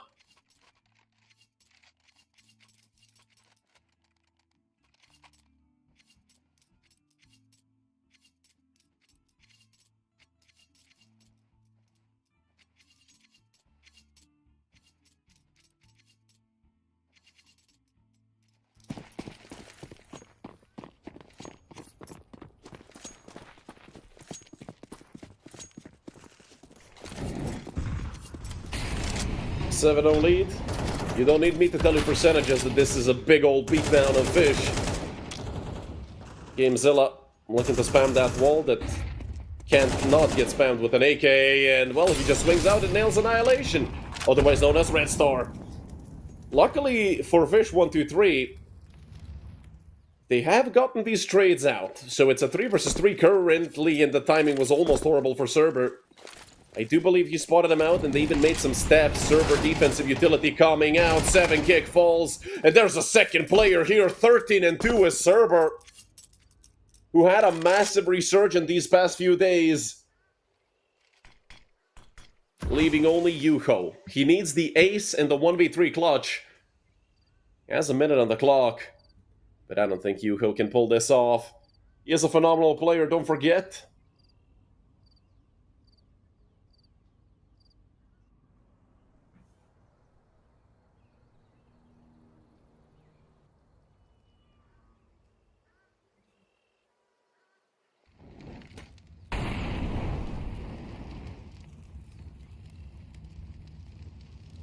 Yuho continuing forward, 25 seconds left, he's on a big old timer, and Amar is quicker. 2 for him, 2 for Cerber, an 8-0 lead for Mana. I mean, we're getting at that point where if Fish123 don't get around soon, we're going to be looking at a very quick map. And don't forget, this is the pick of Fish123. This is their map. And, well, as we saw earlier today, Masonic versus ESC, Masonic got demolished on their own map pick. They got 11-1 at the half, if, I phrased that correctly, but Taking one round on any half of your own map pick is treacherous work, unless you're winning 12-0 and then, you know, get one round to end the game. That's the only time that is acceptable. It feels like Fish123, I mean, is it a mistake that they picked Inferno? Maybe they're gonna be better on the CT side, but you need at least a couple rounds here to justify even getting to that second half. Kaylee doesn't want to hear it. Shuts him down on short, makes this a 5 versus 3 for Mana. Now it's Cerber. Coming through long. 1, 2. Easy for Cerber. 15 and 2. Walking and stomping all over Fish. Andrew's alone. One of the most experienced players here on the server, but Bledor has his number. I think it's gonna be different. I don't think it matters that they get stomped on their own map pick. Especially with how random Counter-Strike 2 is. I really don't think it matters that much.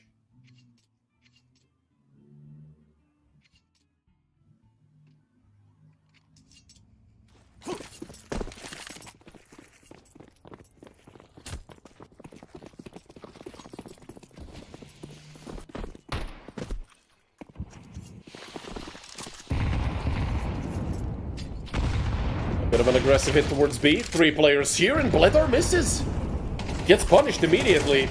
And with the small arms weapon, regains Zilla swinging out with his big ol' AK. Looking to make a difference. Cerber from the smoke, and again, they're starting to get shut down, but Yuko with the Deagle. They have slowed down a lot, and that has given Kaylee enough time to get here on the flank. It's about half of these with their backs turned to him, and Dewey goes down, and there's 2 for Kaylee. 10-0. I mean, I don't have favorites, I swear, but I'm kind of happy this is happening because I really have to go to the bathroom and, you know, TMI and whatever.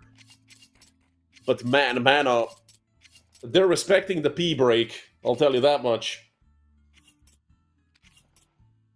And Cerber seems to be rushing somewhere as well. 17-3.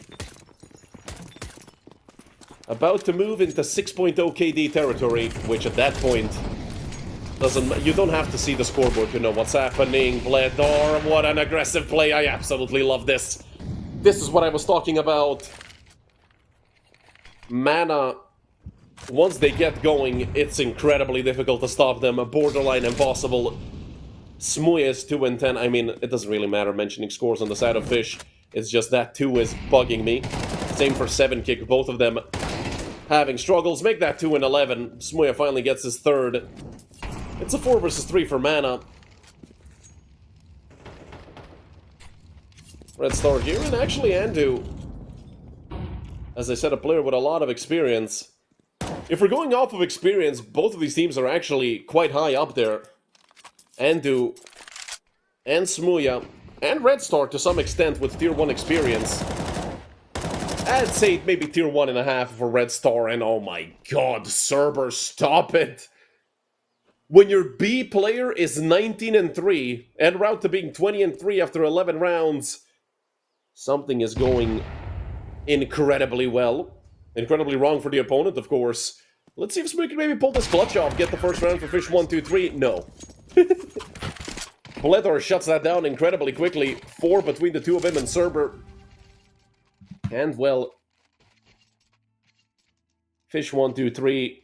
I mean, I know I'm gonna jinx it, but Fish123 are en route to getting 13-0'd. Now that I've said it, they won't even get 1, 2, or 3. Nah. Now that I've said it, and now that you've said it, they're about to win the round. Or they win pistol in the next half.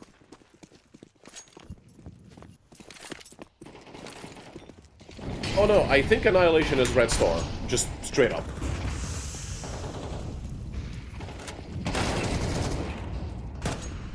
And, well, a 2-for-1 trade at the start of the round. Kaylee left on 3 HP. This is still looking okay for Fish. I think just it's a mistake. It's like a bug with the HUD. I've had some people come in and correct me and say just it's Red Star the first time. No, it's just Red Star. I just think it's a bug with the HUD.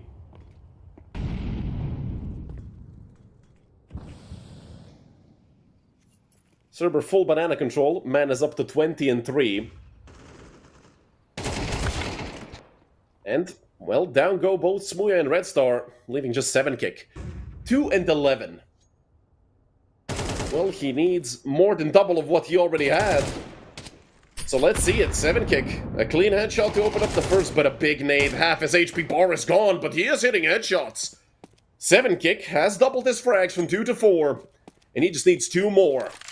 Will it be headshot galore, or will 7 kick just be taken down by Cerber and hit the floor? 12 to 0 for Mana. I hope you guys place your bets onto Mana, because this is brutal. This is genuinely the biggest beatdown I've seen so far. Go 12 and 12, I will hate you so much if they actually go 12 and 12, we don't even know.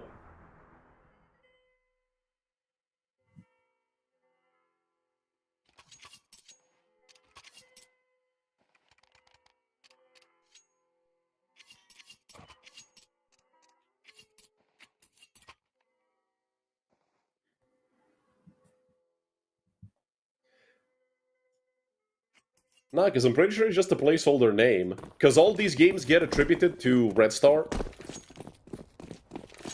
I don't have, like, the...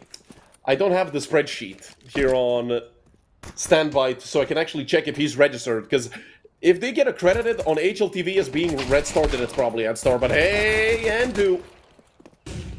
Him and 7 kick. Going 2 for 2, and here's Kaylee. He gets shot down by Yuhota.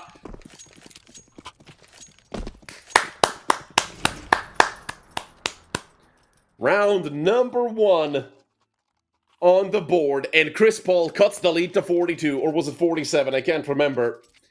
But that's sort of the situation Fish123 are in.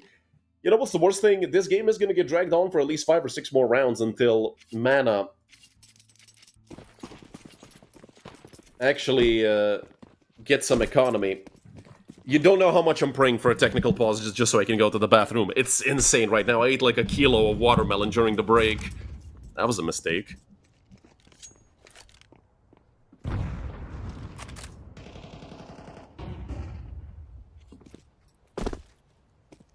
But hey, we jinxed the 13-0, as I said.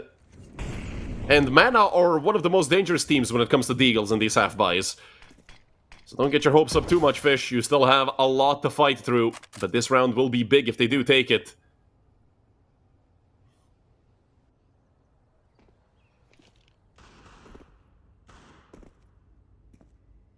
And that's exactly what I was talking about. A more 2 on the Deagle, and oh, they're crumbling. They're crumbling. It's just Red Star and 7 kick, and now just Red Star. The Bulgarian player up against it here in the 1v2. The good thing is both Gamezilla and Amar are pretty tagged up. Amar is just on 12 HP, but he already hit 2 1-Deags. Is Red Star going to be his next victim? Oh no, the timing. Look at the timing! He turns back around. And down goes Red Star, 13-1. Amar with 3 1-Deags shuts it all down. 150 ADR for Cerber is insane. What the hell did we just watch? I mean, my goodness. This is incredible. I don't know what to say. A complete shutdown. There's nothing to analyze here. I'd love to give you guys a breakdown. There's nothing to break down. They just got stomped. They got their key. They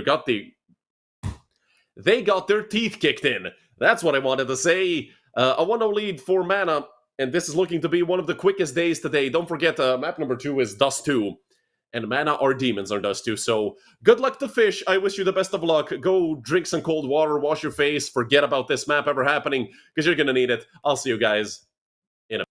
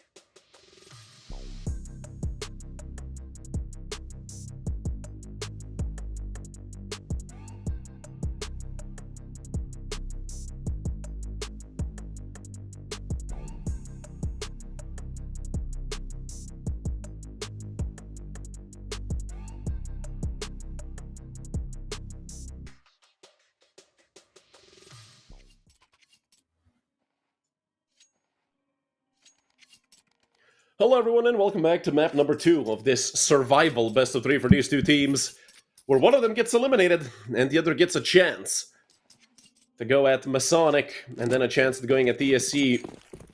Tomorrow is the lower bracket final, and after tomorrow is, well, the grand final. Will it be an attempt at revenge for Mana, or will Fish123 wake up and try to go at Masonic? Good flashes here from the CT side. There's 4 players here, but they can't kill them. Yuko needs at least one more to give his teammate a chance, first of all, and well, with that Molotov, Yuko's time on the server, at least in this round, is done for. Red Star last man alive in the 1v3.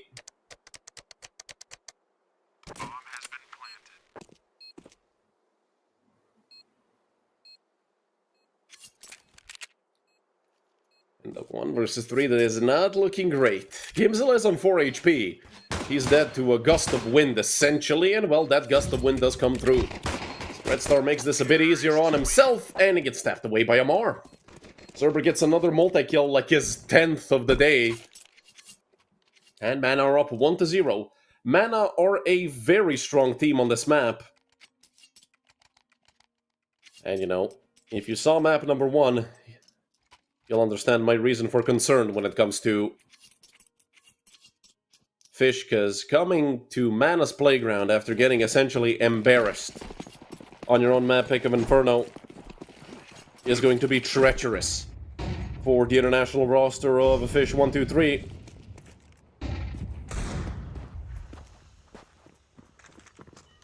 Down goes Kaylee. Red Star, good connection with the Deagle. There's 4 players on long again for Fish123. We're playing ARAM on long. Gamezilla falls, and so does Server. Bledor does pick up the rifle. He's 1v5. They're all gonna start chasing him down. The knife comes out, and they shut him down.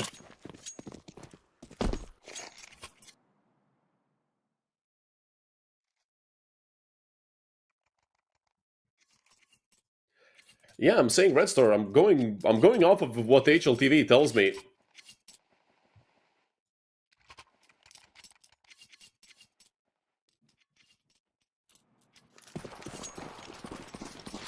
Could be someone else. I'm not sure. I need to find the spreadsheet, but I don't know where it is to confirm if that's someone else. But it should be Red Star. And oh my God, are we gonna see Fish in the lead? I mean, they were in the lead. Actually, no, they were never in the lead. They didn't even win that first round. So this is a chance for Fish to go up 2-1, and Andrew might get shot in the top of the head. Why does Gamezilla have his knife out? Ay, ay, ay. Oh, it's gonna be a rough dust too, isn't it?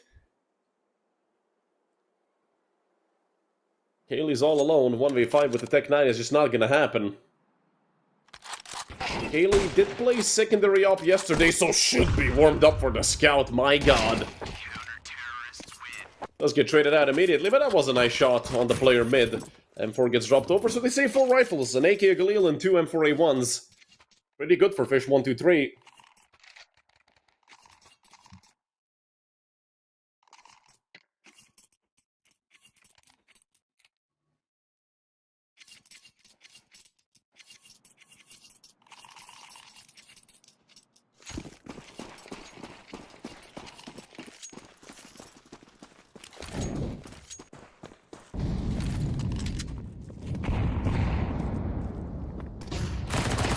Yuko, aggressive into tunnels, 2-man spray down, make that 3-4 with the USP, of course!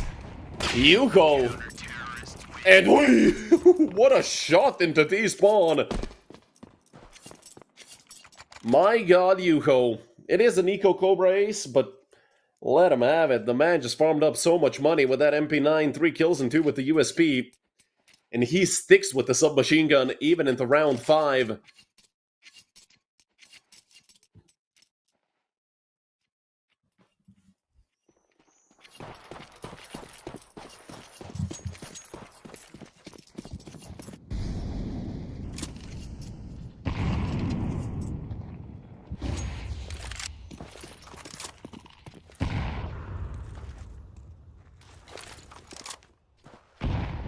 Nade into lower. Vanna slowly but surely looking to clear out mid.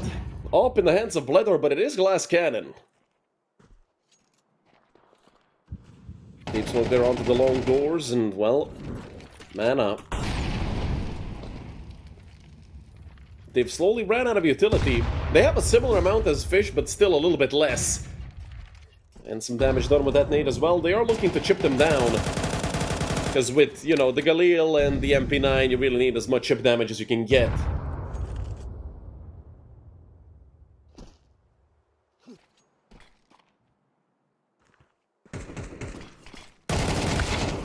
Gamezilla can't quite get it. Andu has his number, and Andu swings out into mid. Andu, a beast of a player. Many people were confused as to why he was benched in Copenhagen Wolves, being quoted as their best player, and why the Wolves let him go so easy. Andu barely missed by the AWP. Does know the players towards double, but it's actually Smuya to swing out and save the day. 2 for the British player, 2 for Andu. And that should be a rifle for Yuho to save. He does get dropped 1. Ah, that's unfortunate. I think that was 7kick looking to be a good teammate, and unfortunately, the gun did slide down a little bit towards CT mid.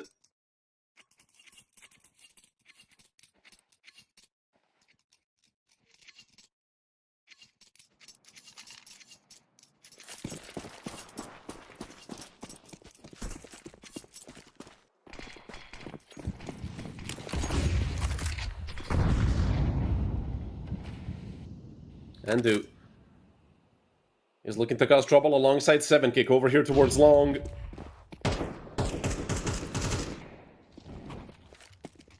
Does swing out all the way. There's some damage through the smoke onto Gamezilla.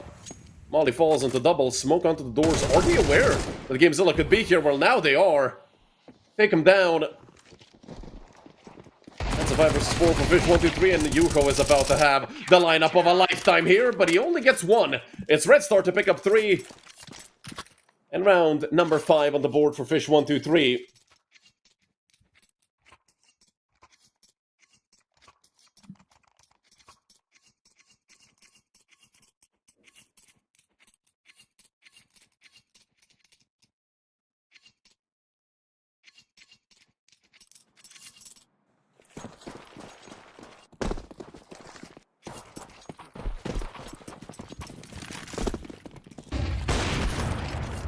Smuya barely misses on that long peek, and actually it's Bledar to connect the first shot. Out goes Kaylee. And they're just fully running forward. The flash is late, and it blinds 7kick, but he still does get the frag onto Kaylee. Bledar holding the angle, the nade helping out so much. Yuho on the swing.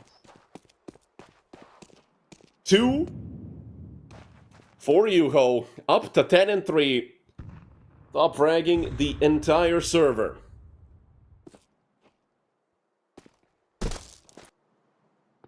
But they did give up B control. Amar drops the smoke.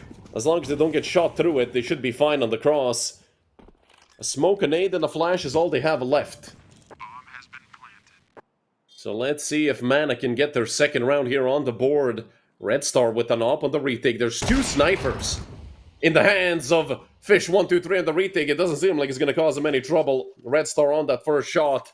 And now it's Gamezilla in the 1v3.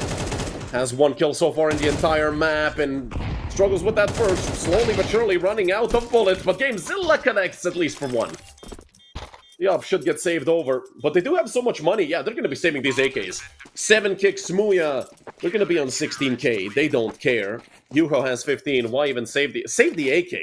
They have so much money. Who cares about that AWP?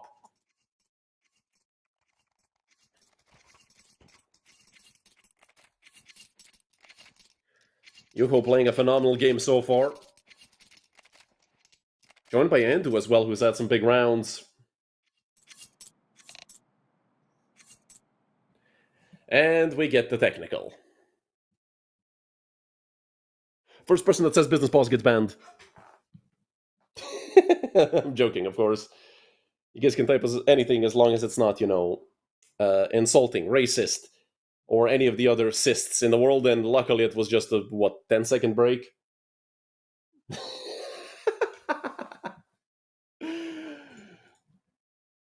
Oh, that is hilarious. That is hilarious.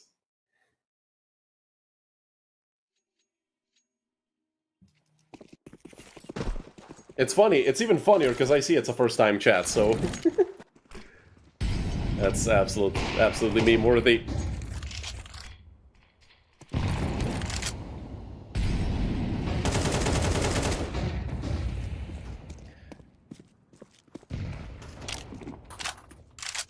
Yuho on the aggressive peak does do a lot of damage.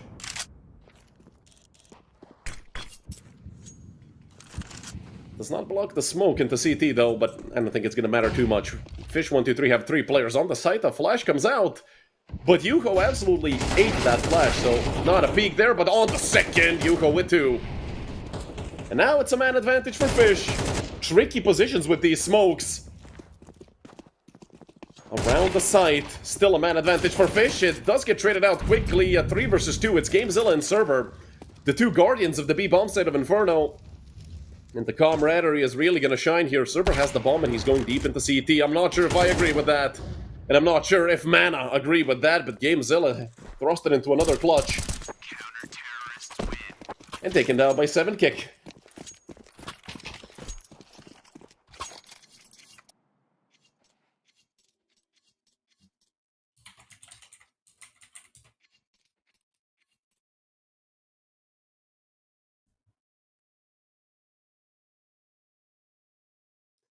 Oh, the command stopped working. Oh, well, that's fun.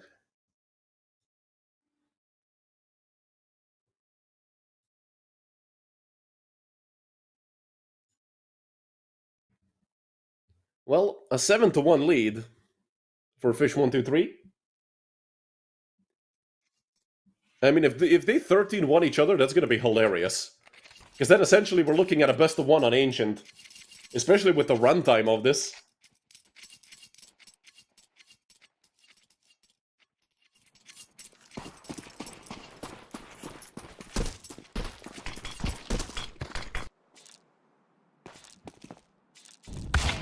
I don't know, but Mana are a very strong team on this map, and well, the double up setup gonna break up that strong team apart. They are on pistols, so this round is expected to go the way of Fish123.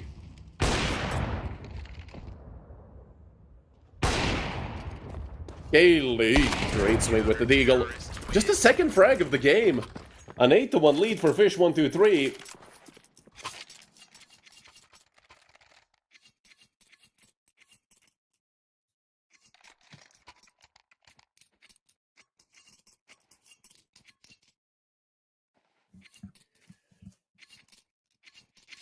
What do you even do here if you're Mana? You just came off a 13-1 win, and now you're about to, well, not lose 13-1. I don't think they're gonna get 13-1. I think Mana can take like 3 or 4 more rounds. If Fish don't choke up massively. But so far...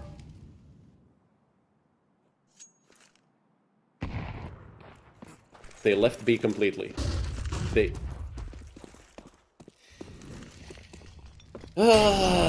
the randomness of Tier 3 Counter-Strike will never cease to amaze me. Now what? What, you're retaking the hardest, one of the hardest sites in the game. But hey, Mana have been given a chance. And Amar has a great position. They're not going to clear it. Amar, do not wail out on the first person you see or do it. Who cares? He gets traded out immediately, and now the fight towards the site can actually commit. Bledar lines him up in tunnel. Oh, baby, a double. And now Red Star does spot out Gamezilla. Yuko coming through with the insta headshot. Almost gets another. Kaylee took a bit too long to get that kill. And Red Star misses. There's the second on the board for Mana. Yeah, it's a jinx on the blowout. Now they're going to come back. We're going to go to like 5 overtimes, and I'm going to reach old age here talking to you guys.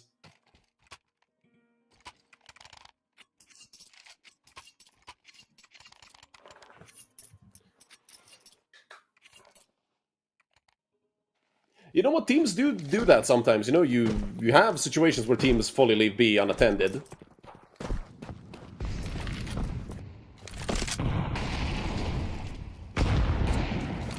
But not on Dust 2 that often. I understand the idea behind it. I understand what they wanted to do.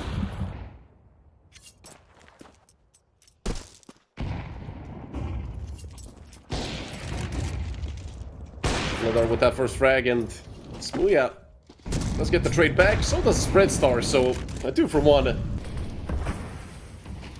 in the favor of Fish123. Nate comes out on top of Server. Oh, Bledar misses. Server doesn't, but Bledar forced to run back, and GameZilla actually on mid causing trouble. The bomb is dropped in the middle of B, so you can rotate all you want. Smuya and Red Star are just gonna sit on top of the bomb and literally chill. Bledar does pick up the AK. So, if anything, he's a bit more poised for that 1v2. Slowly but surely moving up towards the B-bomb site. Almost caught by Smuya. It is a difficult setup to break up. One towards Big Box, one on the site itself, and Bledar should walk into an op, or maybe not. Luckily, Smuya quick with the reaction, and finally they're gonna actually save an AK instead of the op. A big lead, 9-2-3.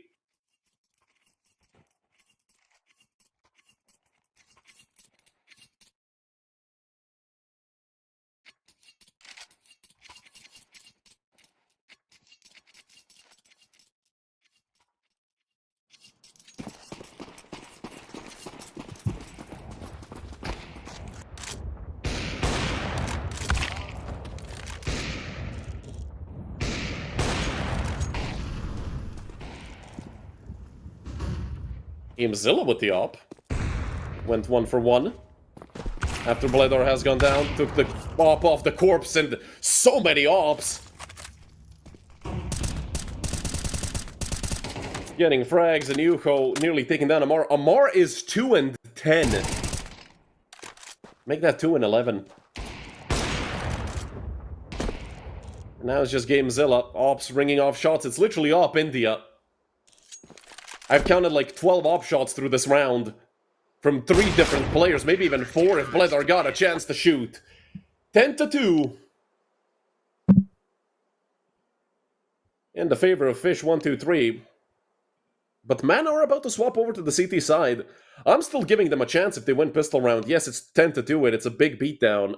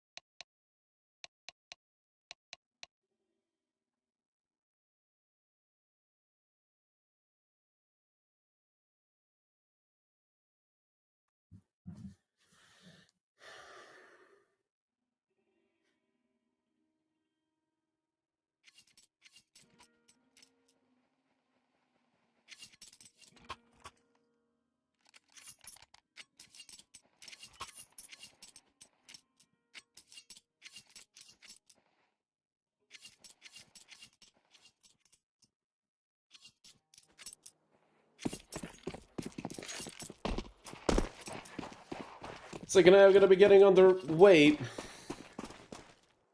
And look at the aggression through mid by Mana. They are still feeling confident, which I love to see, but long being open might be actually bad for Fish. You'd love to have those players actually pull something off, but with the fact that all this utility is now coming out, Bledar on the flank, look at this, they're still keeping 3 towards B. They know that it's not A, at least not until Bledar sees the bomb, and now Server's gonna get info from B. Gamesel on the side itself gets 1, and it's 3 going the way of Mana. Andu and Smooya. The last 2 alive, with Andu coming in through short. Smooya turning back around, fighting both ways. This is very difficult to do, but Smooya, head on a swivel, it's 3 for Fish. And now it's an even number of men for both sides. Hell, Fish even have the HP advantage. Gamezilla got dinked somewhere along the way.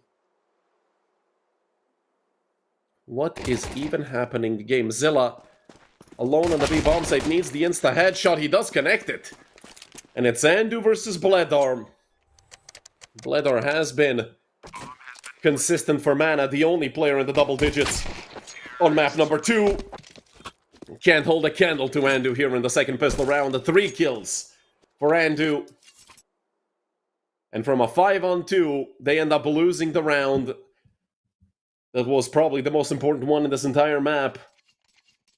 And could have given him a chance at maybe taking us to map number 3, but that is still, you know, far future, even if they win the round.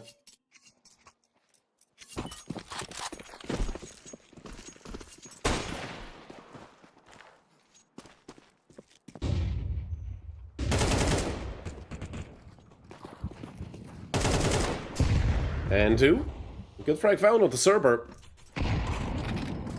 The nade falls on top of Kaylee, doing some extra damage. They're not going to continue wallbanging him. Another nade does fly, but it's going to completely miss Kaylee.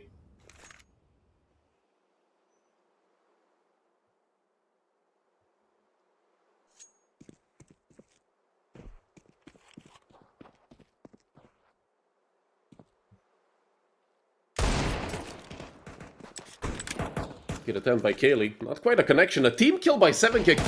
This is the second team kill of the game, or rather of the best of 3, I believe. I think 7kick already. No, 7kick was actually killed by Red Star, I think. And, well, the Eagles are connecting shots. Damage done onto Kaylee with that Molly, leaving him with 1 HP. Finally, he goes down. And the Galil's ringing off shots. They're gonna peek this together. Amar, a chance to double his frags from 2 and 12 to 4 and 12. Can he do it? Damage done.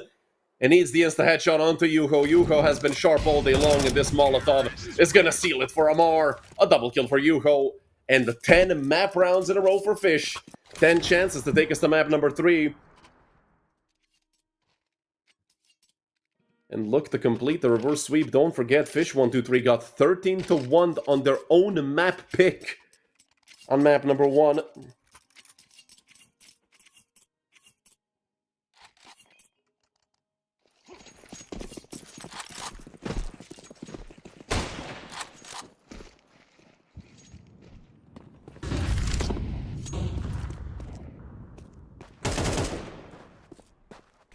Gonna start looking to be the first contact over towards long, and the rest of Fish are gonna follow, but Annihilation in the middle of nowhere. With that nade, Red Star doesn't have, apparently, time to... Whoa! Hey, Amar! 4 kills on the Deagle, lining them all up. What a round for Amar. It will be much more incredible if it wasn't 12-2 when that happens. Can't even hype it up properly, but man, what a round from Amar. Now they just need 9 more like that, and they're sitting pretty. They're on route to 2-0ing Fish. And luckily for them, Fish have ran out of money. They fully bought the Eagles this round, and it's gonna be nada in the next round if they lose this. But don't forget, Fish123 lost map 1 to the Eagles. So who says they can't win map 2 with the Eagles? They've sent 2 players up short. They do have a decent chunk of map control without using almost any utility. A player on ramp. Server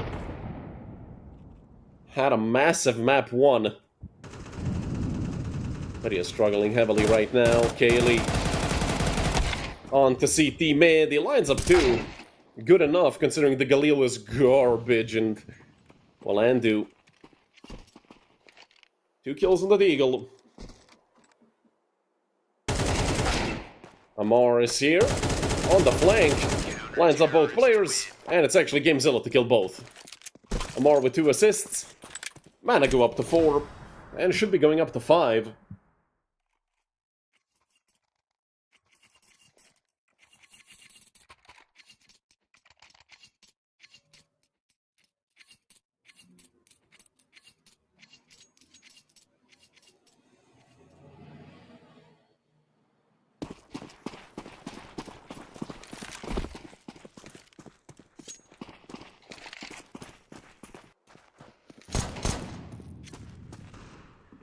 Great shot by Red Star on the PT-50.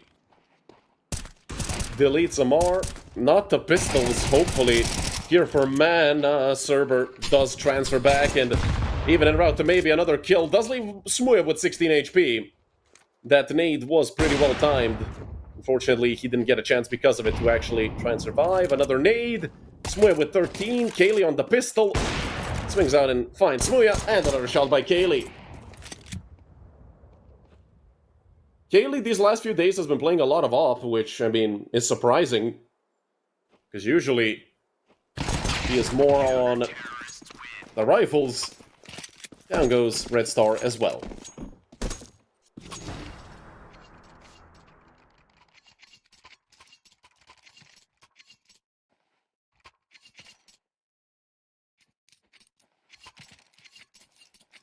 And more rounds needed for mana if they want to go to overtime, and, well, one of those 7 is going to be this one. A lot of utility on the side of Fish123.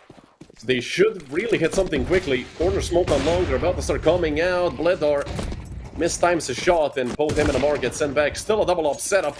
One in the hands of Kaylee, and, well, with him taking that frag.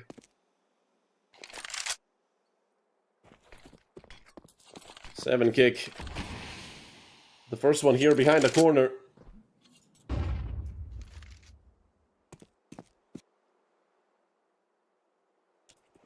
Bledar is holding this angle above the smoke, but Fish123 are playing this somewhat passively. They still have 2 smokes and a Molotov, which I'd say is just enough to get into the bomb site. They would love to have at least 1 more flash,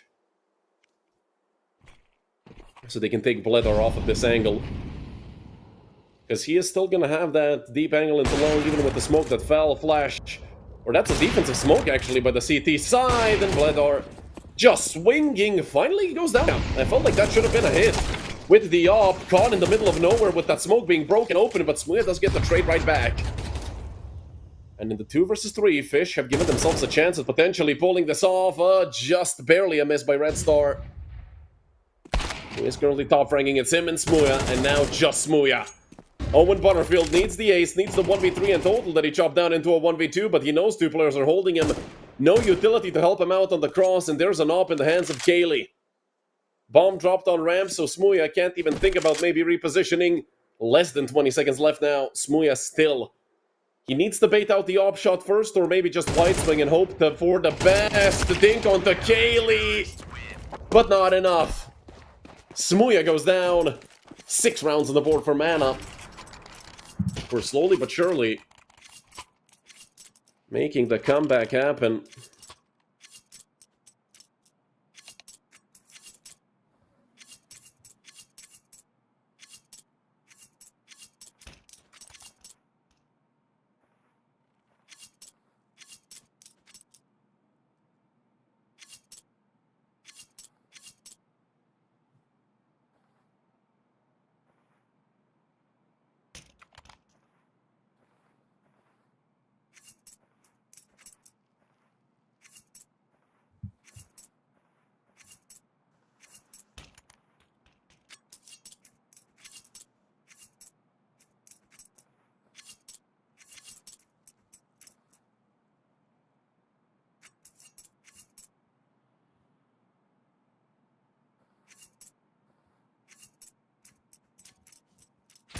Pistols for Fish. And these are always scary rounds. You never know when that Deagle is going to decide to rip 2 heads off and call it a day. Amar did exactly that. Actually, he ripped 3 in round number 14 on map number 1.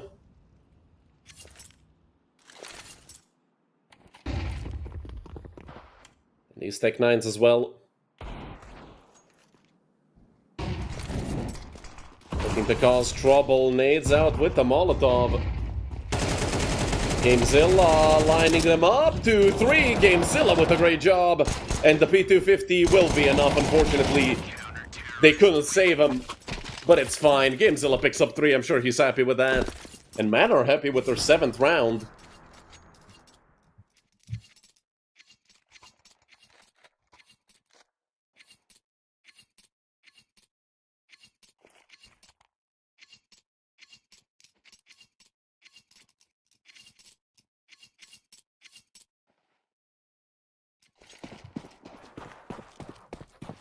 Oh, come on, guys, I'm hungry. Do you really need overtime that bad? I mean, Yuho doesn't need it. On the op. Out of all the players on that side of Fish, you wouldn't expect Yuho to be the one with the op, and he's actually still handling it. Red Star. Well, you guys jinxed it. This time it's not me, this time it's you if it doesn't go to overtime. I simply just read what you guys said in chat, and you might see 13-7. As it's 3 players left here for mana. Cerber still looking to connect on some wall bangs, but they need to make a play, and it might be Amar pushing long and going down to Yuho's op. Yuho, a turret. Not moving from T-spawn, as my friends would say, the guardians of T-spawn. It's Bledar and Cerber left in the 2v5. And what can you even do here? You hope for the best, you stack up together, and you pray that they run into you, and that might be exactly what happens to Cerber. It's a 3-man lineup on long! Oh my god, and Bledar has a chance! He does miss! And now Andu. Will his AK be what connects, or will Bledar connect with the op? Cerber did go down in the meantime, so Bledar needs to fill out the full house that Cerber started off. With the triple kill, Bledar needs both. He's running into long, Molotov there, Smuya with the AK, and Bledar goes down. He wanted to be quick. He wants to be nimble. He ends up a burn to Chris. 13-7. That was incredibly close. An entertaining map for sure, but we're going to map number 3. And that's going to be Ancient. And you guys know that I love seeing Ancient as that decider. This is going to be one hell of a map for sure. Fish123 are great here. Mana, back when they were still Cubics and KS, they were absolute demolishers on this map. So we're going to go on a short break in about 10 to 15 minutes. We're going to be back with map number 3.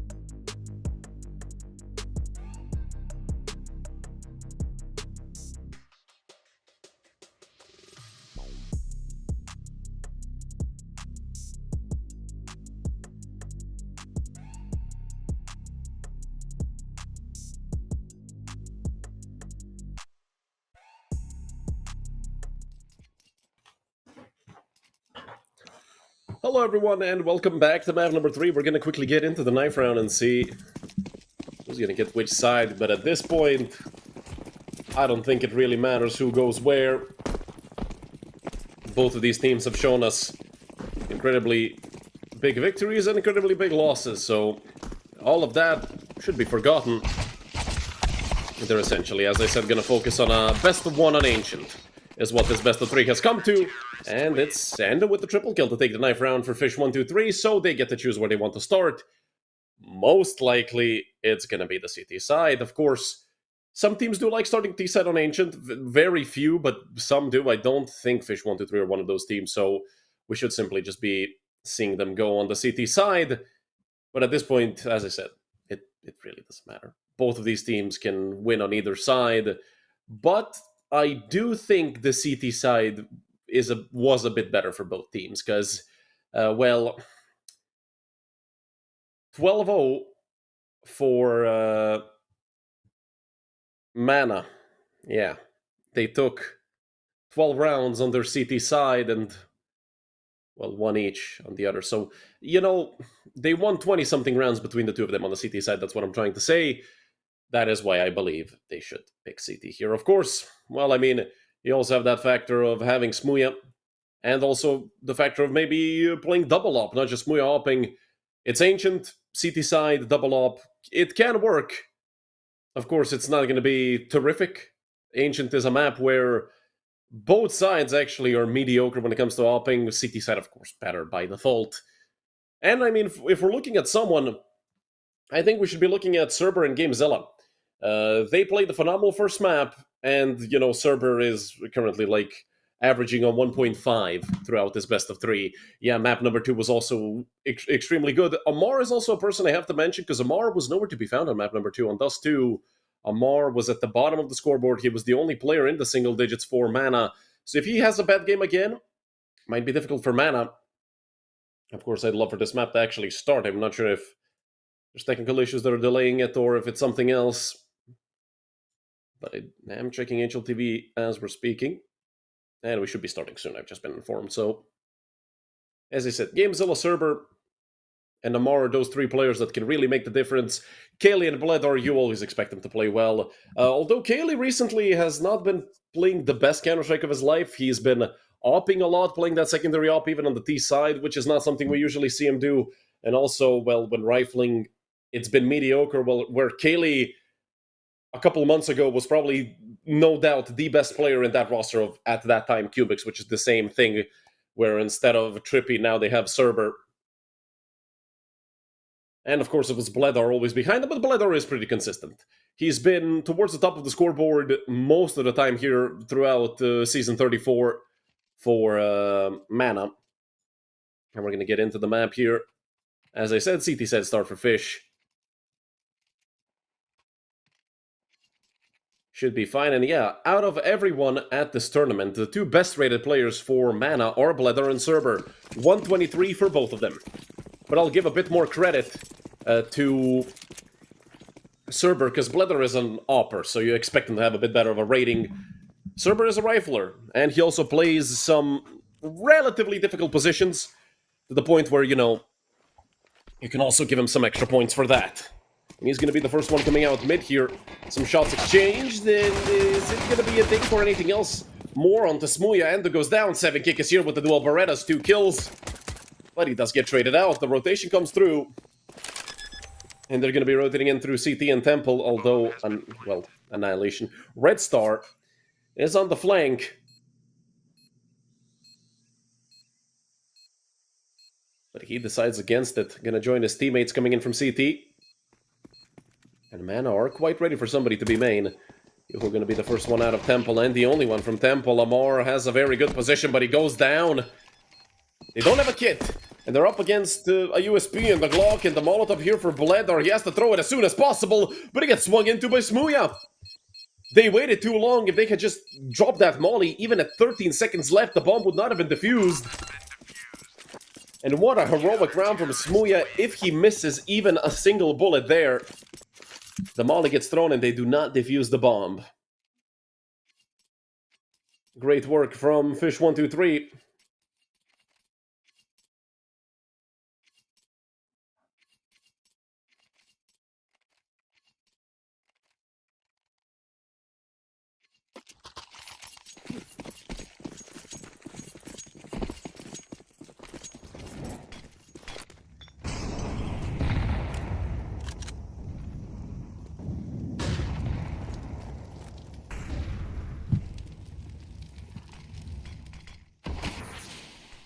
Force from the side of Mana. We are used to seeing this from them. They love spending money. And Amar. Is he going to run into Andu? If they go cave, they certainly will. MP9 in the hands of Andu. But he does get hard cleared, and, well, that's an easy frag for GameZilla to take. With space taken towards Red Remove, they can rip the push towards B. They have that player on the flank. Red Star. Oh, he saw Kaylee. Or that might be the X-Ray playing tricks on us, but I'm pretty sure he saw Kaylee. We'll have to see by his body language if he did.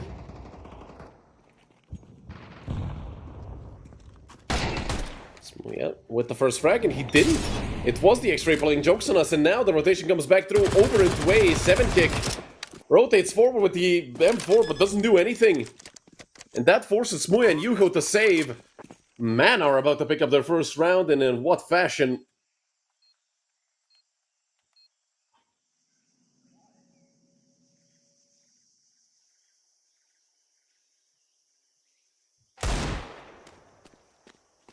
What a shot from Amar.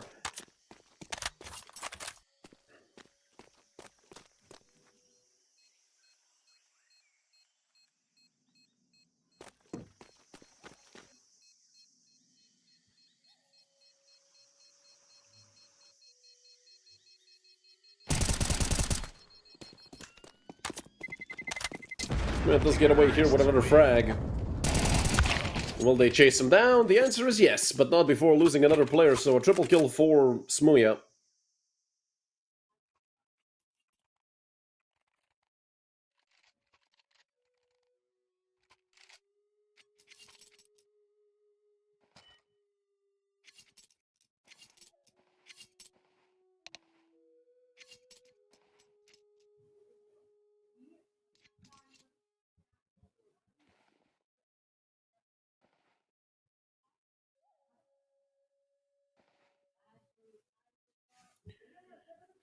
First time out called by Fish.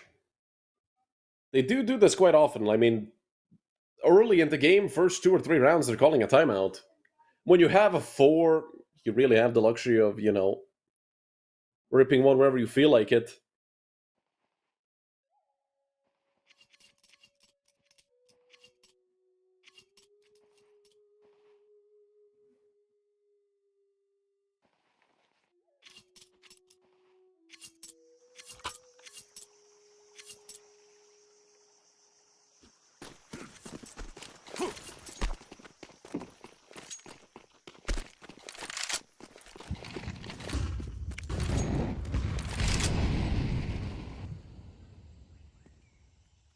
And once again aggressive towards cave. It's a full 5-man stack of a Fish towards the B bomb site, and they feel like they want to go aggressive. An 8 stack, it's an airstrike, but they can't quite get any kills just yet. The flash did help out, and it's a 2-for-2 trade. Made a bit better for Mana by Kaylee, and that nade just, I hate the clipping on this map so much, you guys don't even know. The molly will get bounced, it literally hits 7 kick, and he's somehow alive.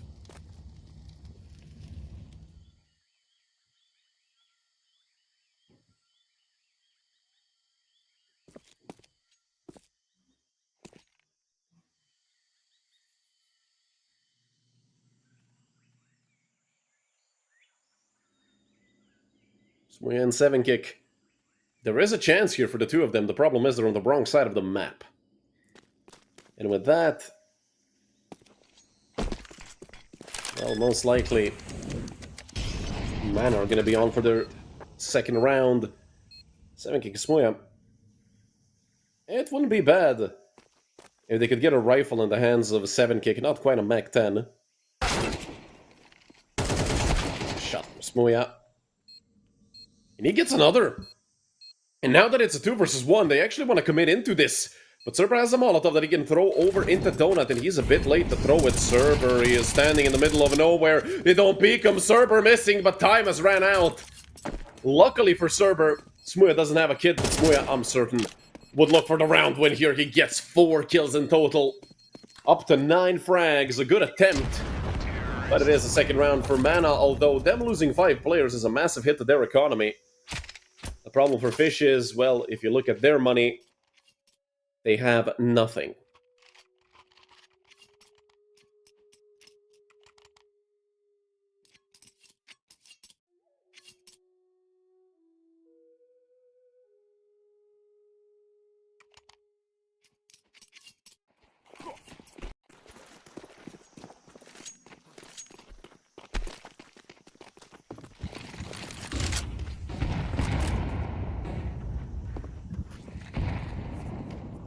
Two Mac 10s in the hands of Mana players. What a bunch of pistols for Fish, 5.7 Eagle, well, 2, but also an SMG, and only 2 rifles. Smoy also doesn't have a helmet, so those 2 Mac 10s are going to be quite effective against the Brit.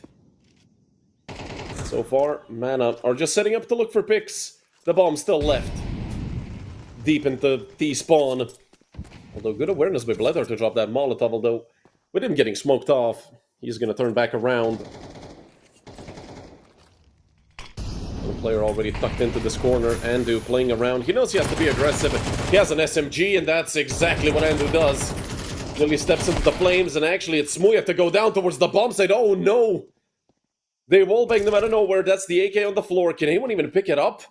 Red Star does get the trade to make it a 3 versus 3, but it seems like that Kalashnikov is not going to be getting picked up. Yuho is over there, but where did the gun get dropped? It's in the sight, and Red Star with another, nearly with 2 more. Great job being done by the Bulgarian. Leaves Blether with just 2 HP, and this is going to have to be Amar's show, but Amar has been gifted. Perfect timing to come out through long. Yuho has no idea. He gets blindsided by the Mac 10. And I think they might have even heard 7 kick, although it's a bit iffy on whether or not they could even hear him. I don't think they did. 7 kick. Opts to keep the element of surprise. 12 bullets in the MP9, neither a reload nor a gun swap. But now, he's off to the 5.7, actually, not even taking a rifle. Should be a gun right at his feet. He continues going forward with the pistol. He has a kit. If he sticks this, he could be the hero for his team. And with 3 seconds left, 2 now, 1 second! Close, but no cigar. .449 is what separated Fish123 from stealing around the way on that. Well, Ninja Defuse right in front of their noses.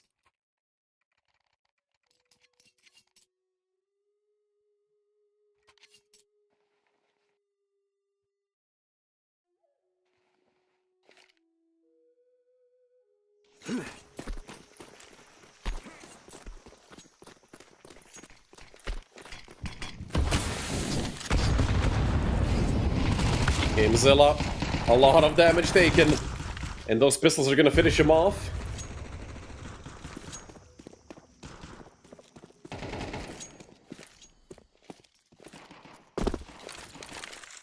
Back then in the hands of 7 kick. But that shouldn't do too much to help out their situation here. Andu's still up close, and Andu's been a thorn in their eye, even with 1 kill. He's, made them give him so much respect, and that's exactly why. The 5.7 always finds a way.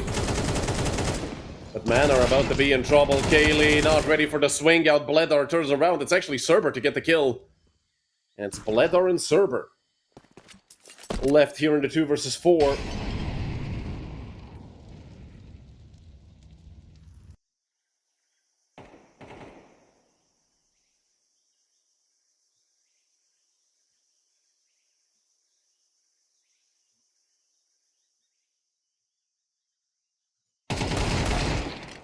Yuho, only a body shot. Still 2 players on the bomb side. Red Star with the 5.7 does not get the kill. Smoya jumps the gun. From a 2-on-5 to a 2-on-1. Cerber has 4 kills. He's on for the ace, of course. But the focus is here on Fish123. They spend so much money. Yes, even with 2,900 loss bonus, that feels like a bit too much. And they're still turning back towards the side. But let's see. Bledar sprays him down for round number 4 on the side of Mana.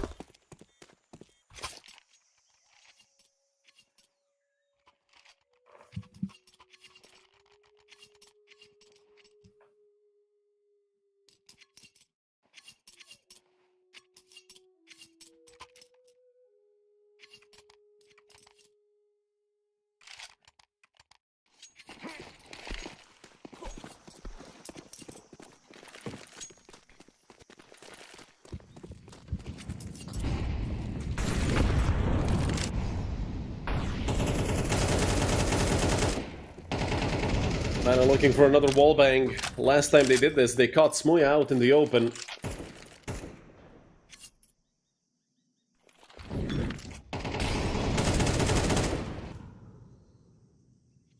Smuya over in red room. Joined by 7-kick from Donut, as well as Red Star. That smoke cutting off the Brit. Is he gonna go forward?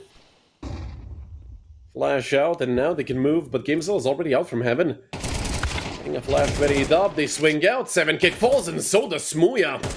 Red Star did get one back, but he is being heavily chased. They did try to take him out while he was crossing, did not do it, and now he's onto the left side. I don't think this is something you expect the CT to do. You usually think he'd run towards CT and towards safety. But this entire time, the bomb has been in front of B. It doesn't really matter what Mana do over towards the A-bomb side in mid. It seems like they will commit fully into the hit on B.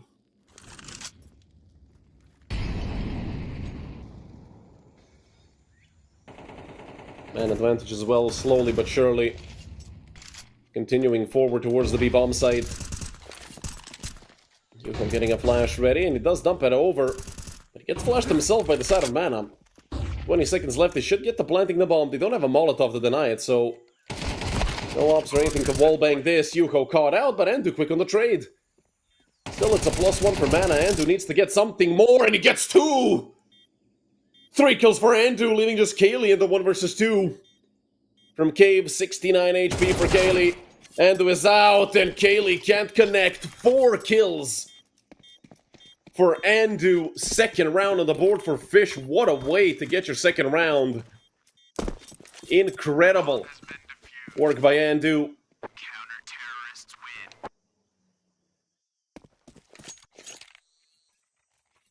The 20-year-old Estonian putting in work.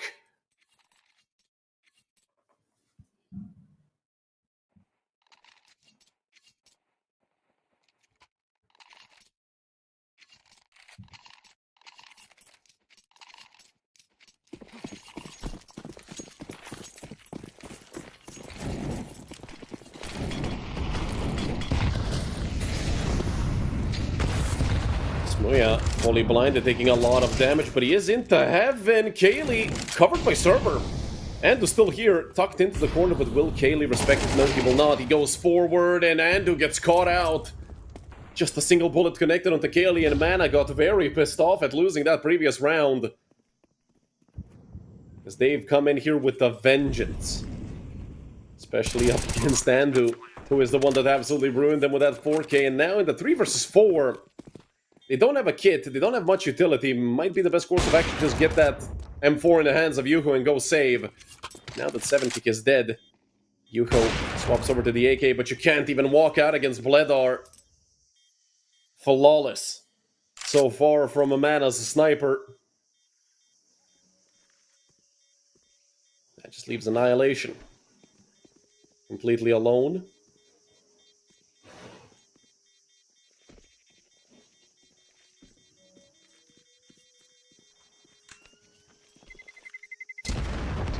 Still sitting over towards T-spawn. This is a tough corner to clear. Unless you pre-fire it from either side, and, well, they're not interested. A 5-2 lead for Mana. Money is not looking great for Fish, so this is going to have to be another half buy. And second timeout call by Fish123.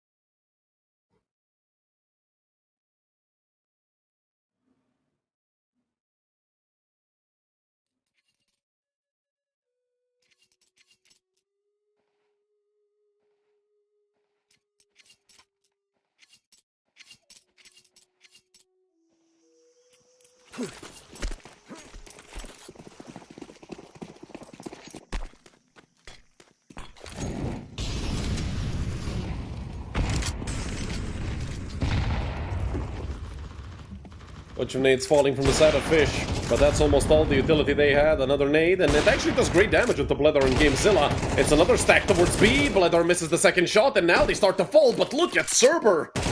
What a connection on the drag down, and they get 2 more on the site. leaving only 7 kick. With an MP9 to try and retake this. Mana smoke him off, damage done, but 7 kick. Just flies through the smoke. Right into Kaylee's crosshair. 6-2 for Mana on the T side of Ancient.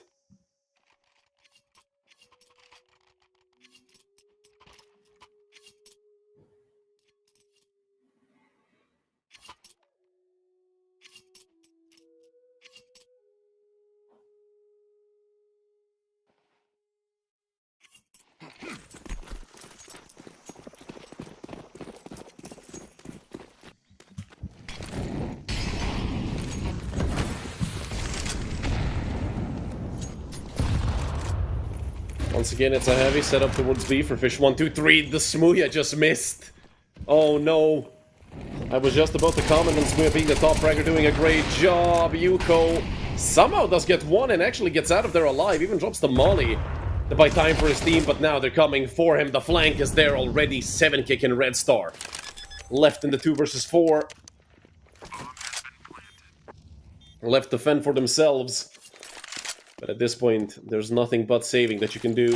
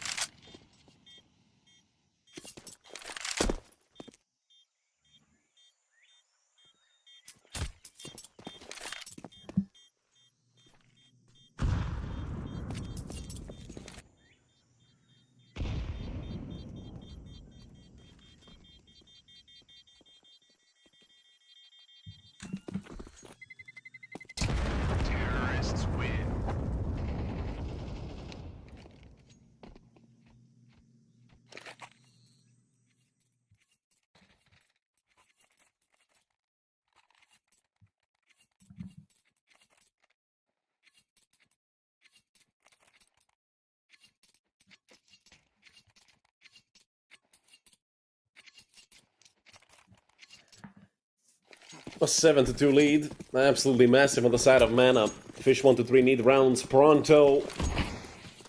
This does not feel like a game where Fish123 have any say in what happens. Although I do have to applaud the confidence in Kaylee and Gamezilla, just walk right through them. Doesn't matter what you do, Mana are 3 steps ahead of you. Luckily for Smooya, this is not a position you expect a player to be in. Right from behind, the Mar goes down. Kaylee does turn around in lasers. Smooya down. The server already deep into CT. The flash is good, but albeit a little bit late. And Kaylee just ends off the round. A triple kill for Kaylee. Good to see Kaylee fragging out. Has been a bit of time since we last seen him have like a really dominant game. Still not quite up to his standard.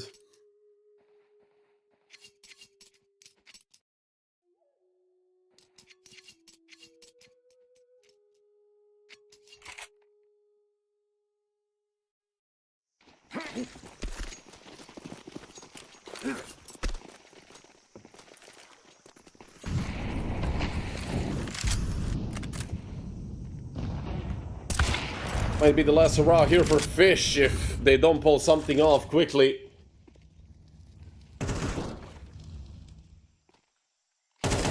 Although luckily Andu does get the trade, and actually Andu doubles up. Is this signs of a life for Fish? Andu up to 9 frags, about to join Smooya as the second player in the double digits, or maybe not. Amar and Bled are shutting it down. Leaving just Red Star, who gets caught through the smoke by server. Mana are just making this look way too easy. —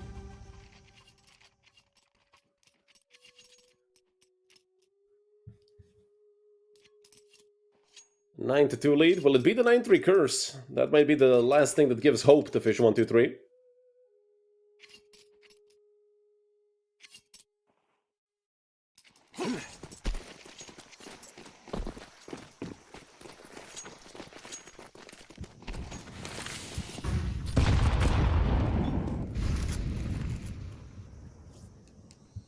Four M4s and a FAMAS. Yes, the weaponry is fine, but look at the utility. There's 2 flashes left for Fish123, and not only that, they don't have a kit either.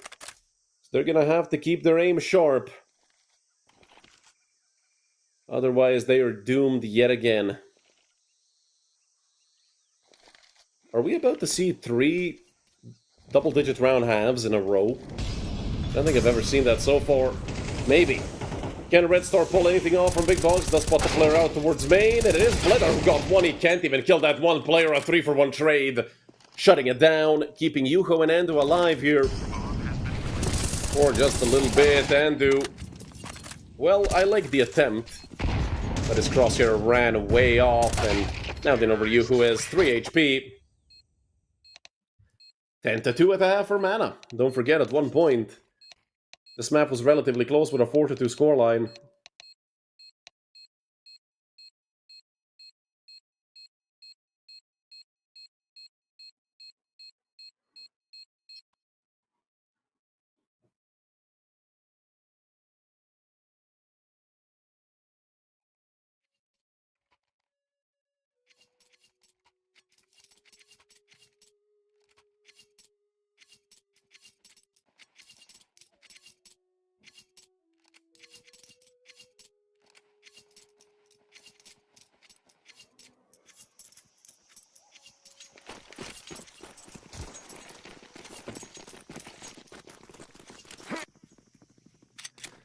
Second half gonna be getting its... Second half gonna be getting underway, so... Hopefully... the pain of Fish ends soon, whether it be them winning rounds or them just, well, losing. Don't forget, both of these teams are fighting for survival and a place in the lower bracket final, where Masonic are already waiting for one of these two teams. So far, it seems like it is gonna be Mana who will get a chance at getting revenge against the Danish team, who 2-0'd them just yesterday. Or 2 days ago, I think actually it was 2 days ago. But so far, a 3-for-1, a 4-for-2 in total in the favor of Fish should keep this going in their favor. Bledar just going forward, 7 kick. Does eventually get the kill and the double. We finally see round number 3 for Fish.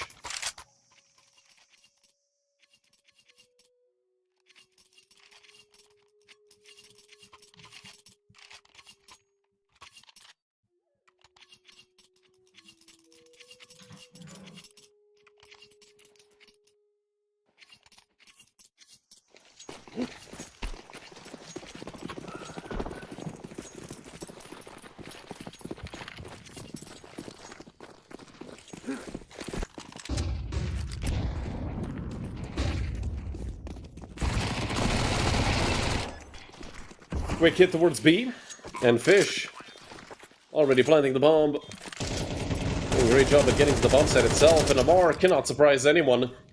And do, even with some frustration, they're spraying into the smoke, hoping to catch someone off. Maybe on the potential trade, but that does not happen.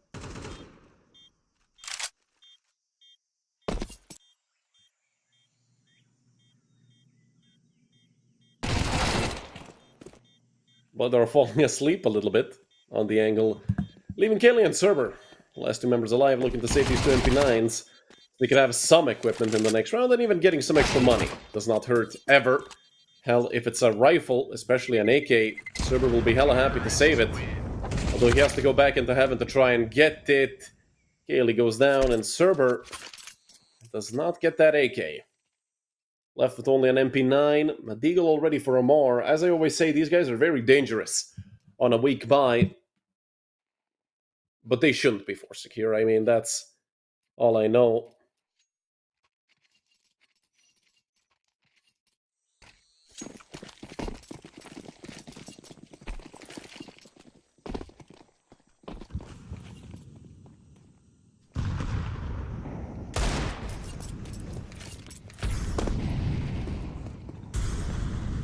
Some early damage done, and they're on to Andu.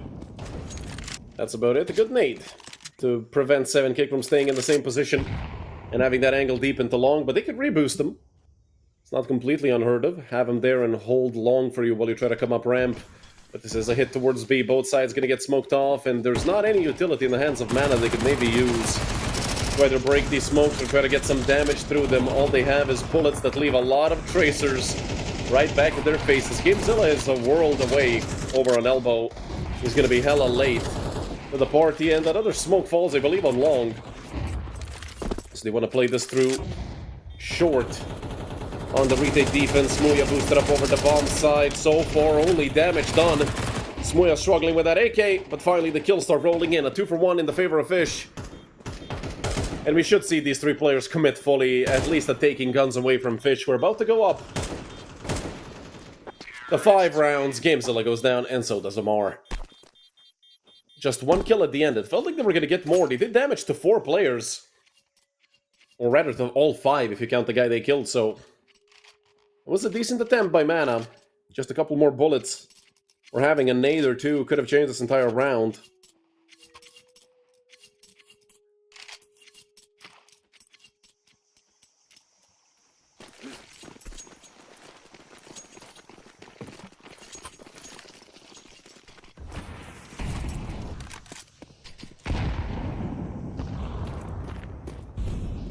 A quick hit towards A from Fish, and they run right into Bledar. Reaggress! Bledar!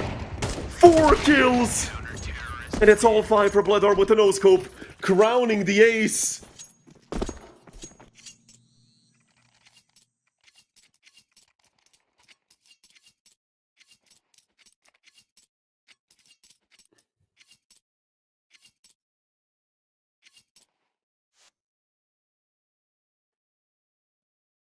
GG's. That's all I can say. Oh my goodness. And that's like the 3rd collapse.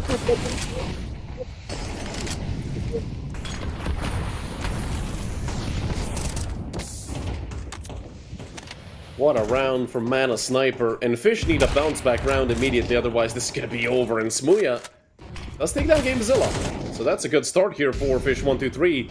They have a more stuck over towards long, and look at this peak from 7 kick, although does only get 1 in the quick trade from Bledar, again being the Guardian for Mana Esports.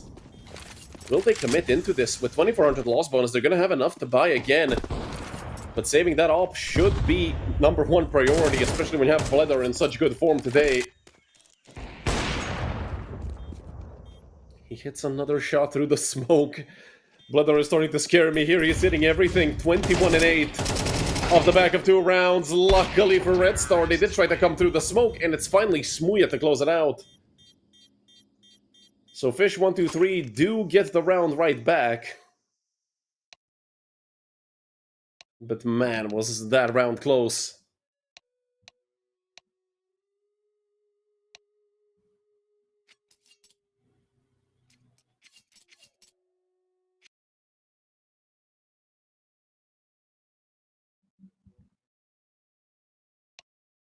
First tech pause called here by Mana.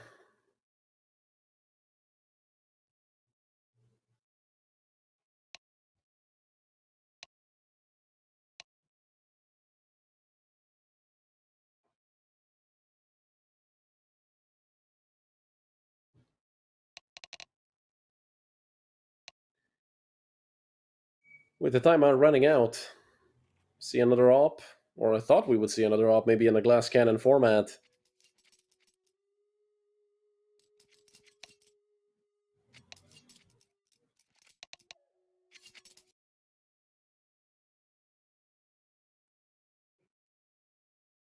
And the tech pause called by Fish as well.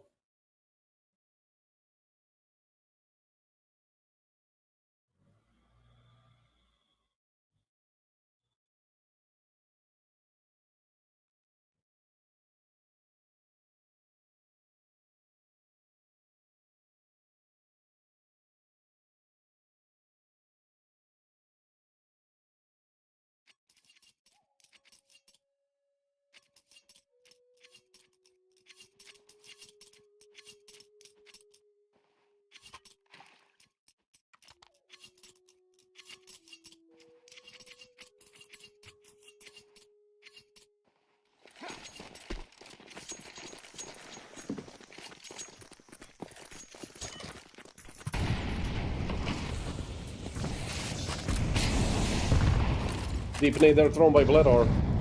Only gonna clip Yuko for about 20 damage. And now they're really popping out here into mid, but it's Kaylee and Red Star going 1-for-1 at the beginning of the round. Yuko, I have no idea where the hell Kaylee tried to go, and there's Red Star with another. Mana are ripping apart at the seams. It's only Cerber left. And Red Star right in front of him is just gonna laser him. 3 kills for the Bulgarian, 2 for Yuho. And 7 rounds on the board for Fish.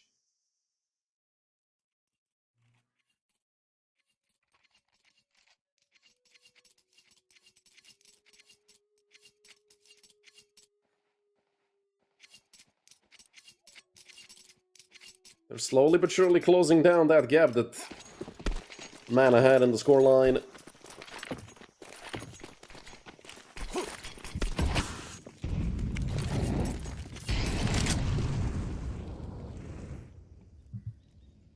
.357's a Eagle and an MP9. Gimzel having a very rough game. 5-14 and 7 kick. Having the exact opposite, at least in this round. It's only Cerber who was able to get a kill, and Amor as well. AK gonna get the drop somewhere deeper back, maybe even thrown outside of the map, and they are chasing down Smuya, who has the bomb. But Andu covers him perfectly. Molly on top of Amor, now they have the info, and Amor should be dead. As the Deagle, and swings out into 2 players. 2 kills for Andu. To end off the round.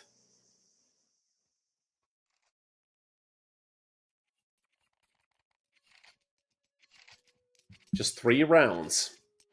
Separate these 2 teams who have been, well, at each other's throats all day long, but not in the way you would expect it. They weren't close games.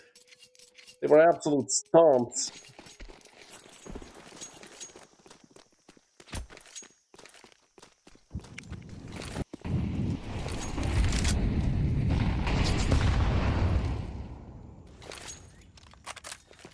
Good damage are done onto Red Star, and now the utility starts coming out from both sides. The nade for the site that is going to land right on top of Amor.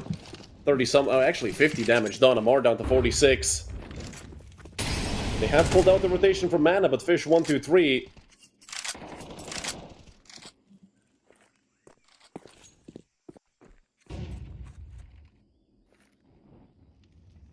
Gamezilla.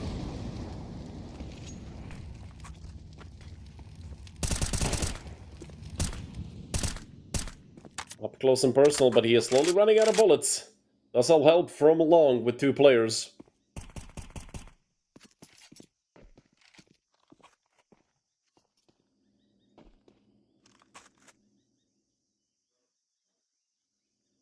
Gamezilla is about to swing into this, straight into the off, but did Smuya just miss in the most important moment of this game? They nearly lose 3 players because of it. Amor now left to fend for himself, and he does take out Andu to make this a 3 versus 2, but look at 7 kick with the peak. Shutting Cerber down, and now they know, I think, where both of these players are. They know Amor is somewhere between long and short. And I do believe they heard the scope as well from Bledar. Fish potentially with 9. Just 2 more kills separate either team. Amor up close and personal, but with 20 HP. The pre-fire does not connect, and he does fall, and Bledar, I believe they spotted him out. It doesn't seem like he is aware of it. 7 kick on for the 4K.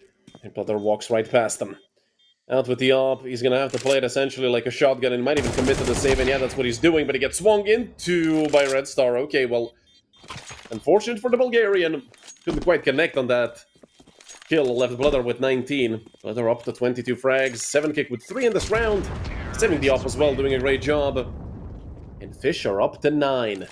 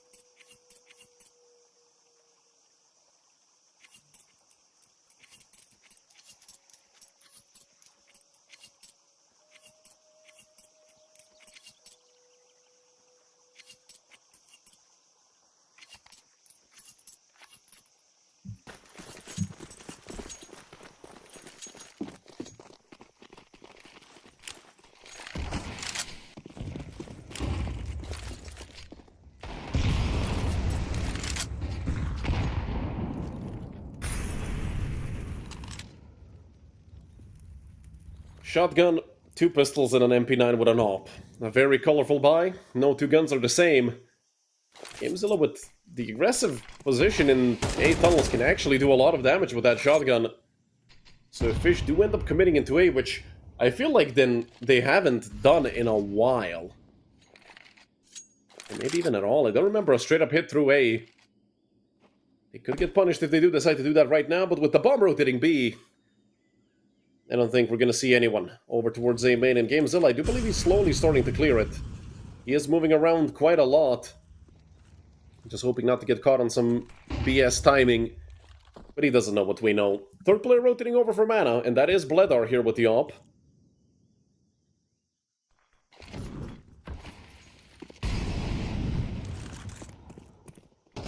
Smoke out for long. Bledar here to swing. Down goes Smuya. Spam through the smoke. Does connect both ways, and actually Bledar does go down because of it. But they're still fighting around these smokes. Kaylee caught out, and so is Amar. Cerber looking to swing into short, and a phenomenal headshot from the MP9. If Gamezilla gets this kill, they have a chance. But the shotgun does not respect Gamezilla's attempt. All three of these players are pretty tagged up. So even with an MP9, Cerber could look to do something, but Andu with that swing is gonna completely deny it. A triple kill for Andu.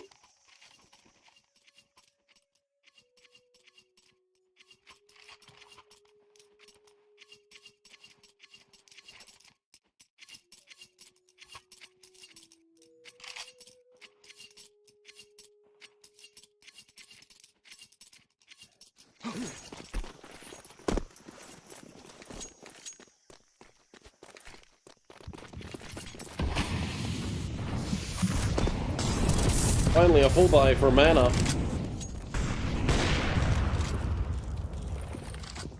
There is an AWP here for Smuya.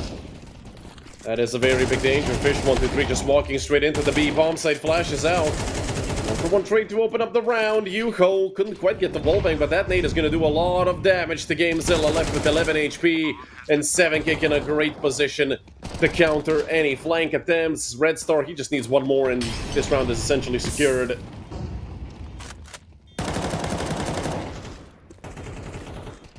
And we are looking at Fish123 about to go up to 11 rounds. Don't forget, this map was a 10-2 lead for Mana. A 10-2 half. Mana have won 1 out of 10 rounds so far on the CT side.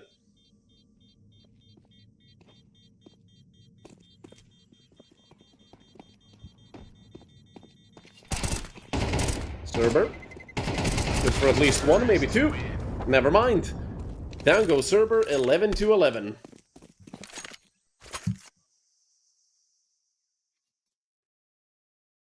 Second to last. Timeout called here by Mana.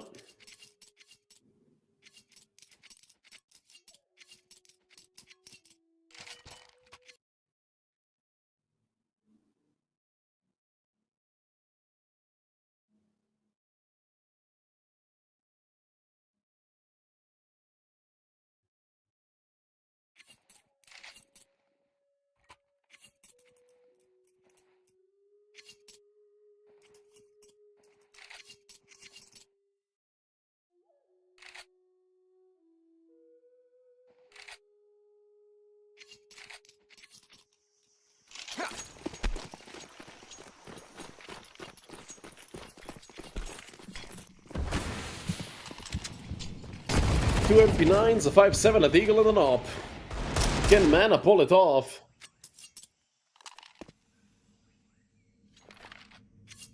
It is technically a half-buy for everyone except for Bledar, who's playing Glass Cannon with the AWP. Cerber, Deagle in hand, gets gushed through the edge of the wall, but here's Kaylee. MP9, not a lot of bullets left. He's gonna need some help, and Bledar does deliver. 4 versus 3. Red Star down to half HP. And everybody retaking either from CT or from Temple. Could be great, could be horrible. Bledar through the smoke. Connecting onto 7 kick. I do believe that was also a boost. Somewhere towards CT, if I'm not mistaken.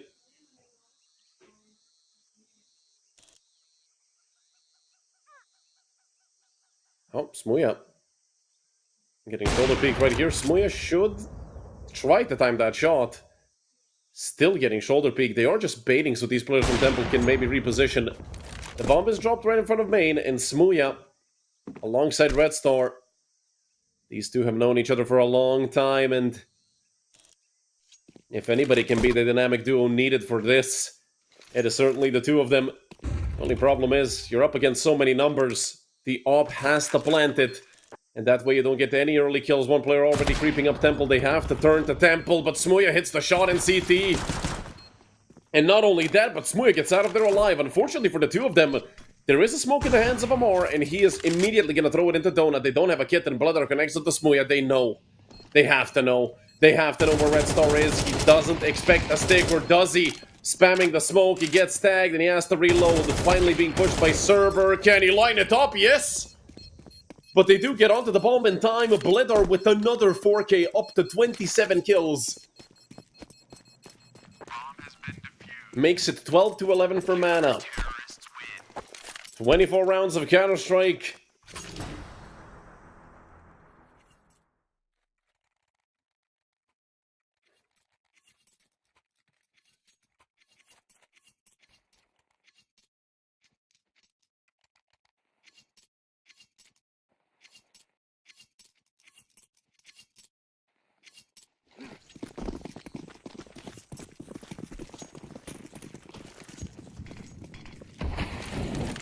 Full buy v full buy. And don't forget, this map is so close, and at the half, the score was 10-2 in the favor of Mana. Smuya tags the player through the wall, Gamezilla. Not only that first frag, but also did a lot of damage. Bloodar gets a kill onto Yuho as well, and are we closing out this turbulent best of 3? A 4 versus 3 with 7 kick also being half HP does not help Fish123's situation. Amar is getting burnt up, down to 26, and Server might even get double peeked here. He gets nailed by Red Star.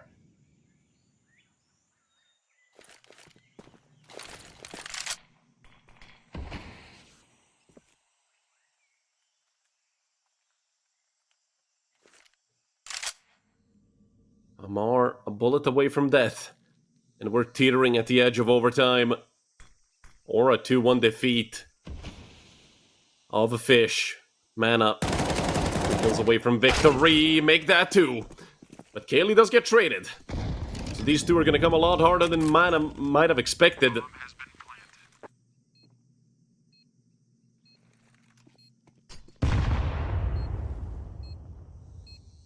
Amar is very low. 7 kick a bit healthier, and a direct duel should realistically only result in the death of the player that's on boost. Amar swings, but the Molotov does trade him out. Bloodar on the side doesn't hit! And we're going to OT.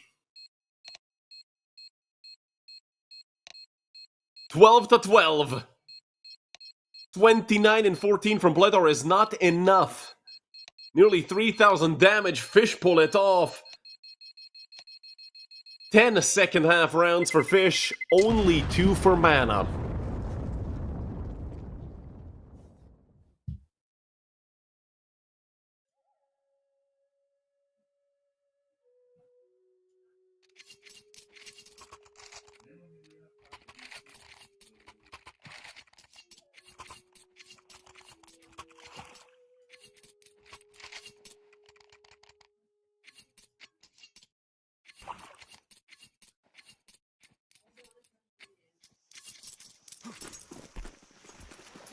Well, there's only one way to crown the winner here, and apparently it's overtime. We saw 2 stomps in the first 2 maps, and now we're going the distance and then some.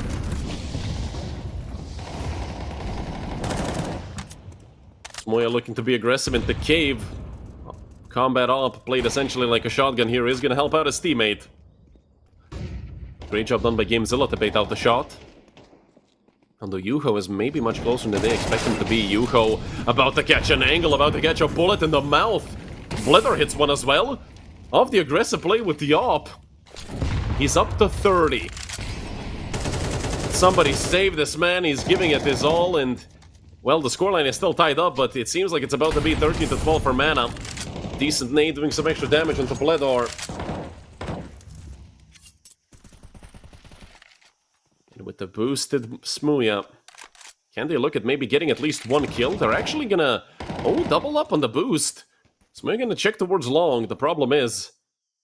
Nobody is there, but Gamezilla could have walked into it. Although he did turn back towards the bomb site. Another smoke should be thrown towards ramp, and that cuts the time Fish have remaining in half. Essentially from 40 to 20 seconds, and it seems like they don't really want to commit to B, but they kind of have to. You don't have any map control. And just have to run around and hope to get some kills. Smuya with the Tech 9. But Amar is so close, even if he gets this kill onto Cerber, he's gonna be dead, certainly. Cerber, will we get a shoulder peek? He's making noise. Amar has to get this kill. Smuya doesn't know who to shoot. And it's only 7kick and Annihilation. They need 5 kills between the two of them. 7kick has 2, nearly team killed his mate there, and he does eventually fall. 13 to 12 for Mana.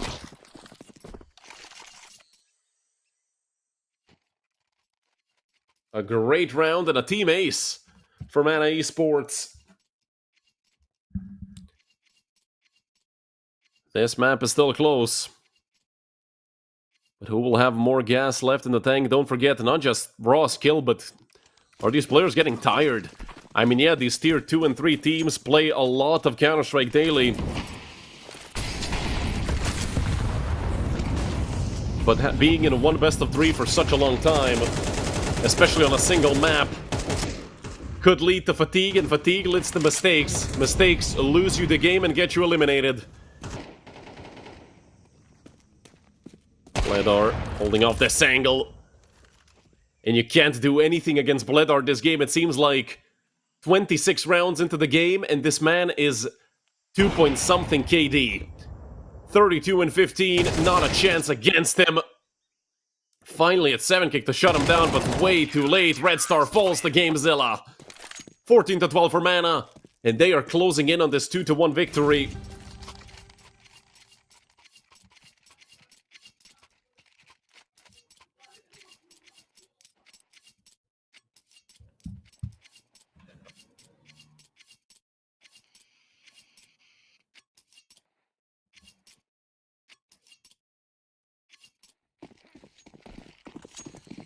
So close, yet so far away.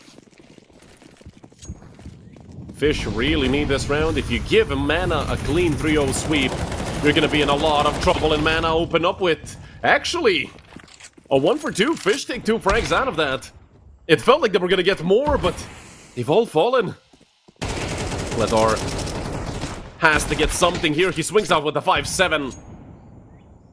It was an attempt for sure, but it left Amar all alone in a 1 versus 4. And Andu is holding this cross with the AWP. Perfect positioning for Andu. And 13 on the board for Fish123. They got the 1 round they had to get.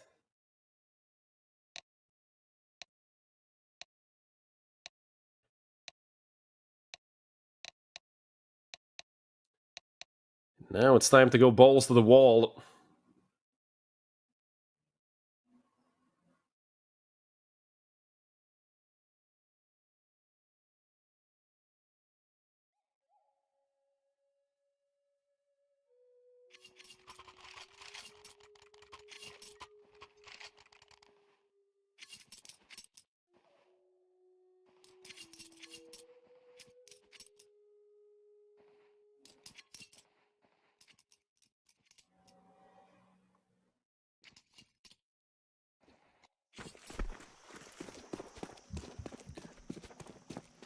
Don't forget, Mana had what, 10 to 2 T-side?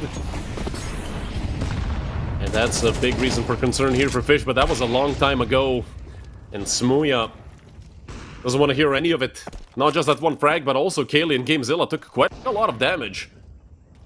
In the 4v5, you have to group up and join forces. Try to hit a site together. You don't really have the luxury of being able to have a lurk. Or even looking to trade some frags 1 for 1. There is a player in Red Doom, and the molly is way too deep, but Smuya does go right through it. The AWP just misses the timing. They let all of them go in through heaven. And Yuho has no idea how close these players actually are, but look at the rotation. Both Smuya and Andu already making their way over to B, and the Molotov falls into cave. Is that enough of a sign to deter Mana from hitting B? Maybe. Yuho takes 15 damage from an AWP shot. Smuya does trade them back, and Smuya with another. 3 kills for the Brit. He might even be looking for the ace here. The Gamezilla swing, is it gonna be enough to take down Smooya? He's looking for at least 1 kill here and he can't find it.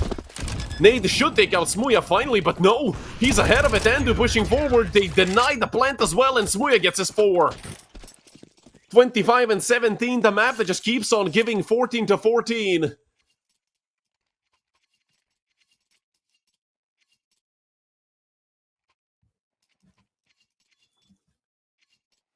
We're all tied up once again. Don't forget, the first 2 maps were 13 to 1 and 13 to 7.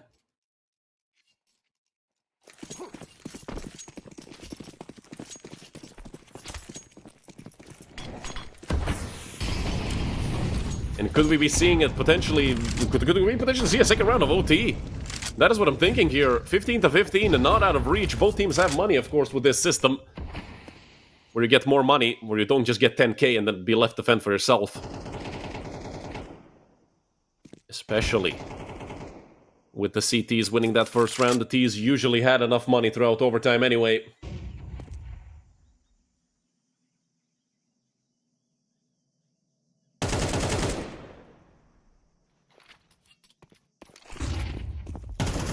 Four players through banana for mana. Just looking to take some space. The bomb is dropped in front of B doors. Slowly but surely. They're gonna move forward. Some damage done on the wallbang. Both to Smooya and Yuho. The two of them down to like 50-ish HP. And that unconfirmed damage could be huge, especially against an AWP. Especially where you don't have that much of a chance to go against them. 1 or 2 bullets at best before you're dead. So him being dead to 2 bullets when it's body shots from an AK does mean quite a lot. But Smooya has been fighting like a titan for his team's 7 kick. Even in front of him, actually, the two of them combining for 51 frags. Don't forget, Bledar still has 32 and 7 kick.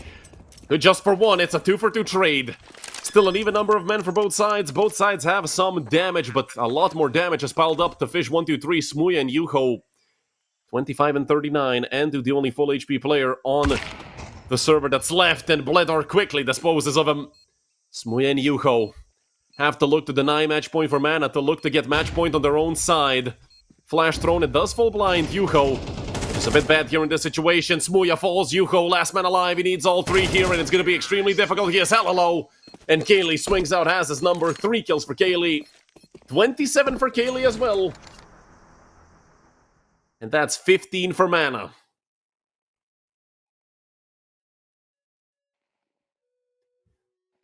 One more chance for mana to close out this map.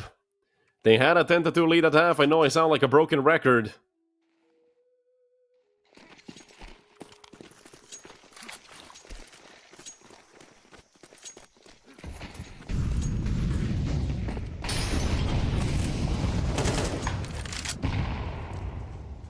And an early frag here for Smooya. In the 5v4, all Fish have to do is set up defensively, give all the space mana want. It's 30 seconds into the round, they don't have that much utility left. A lot of flashes here for Fish, 5 of them and 2 smokes. 3 mollies, a flash, and a smoke for mana. And with those 3 Molotovs, usually you'd most likely want to hit the A-bomb site. You can molly backside, you can molly big box, temple, CT, whatever you need. Because those are angles where you kind of have to swing through. You don't have that much space as you do on the B-bomb site with short and long. But they do have a player less than Fish right now. Semi-kick in the off angle.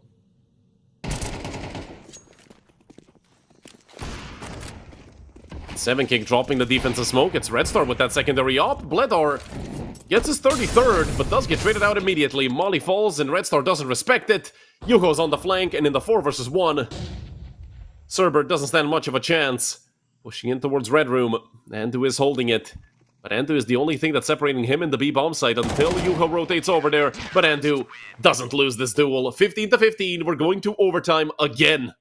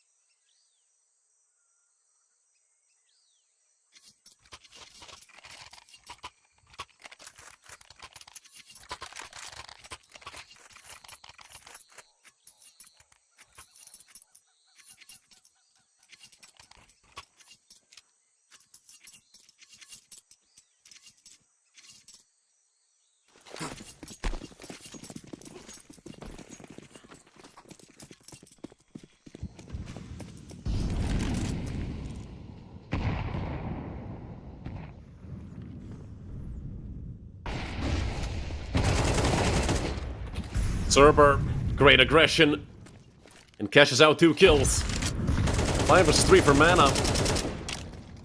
And they are really looking to fight this forward. 2 players pushing in through Red Room.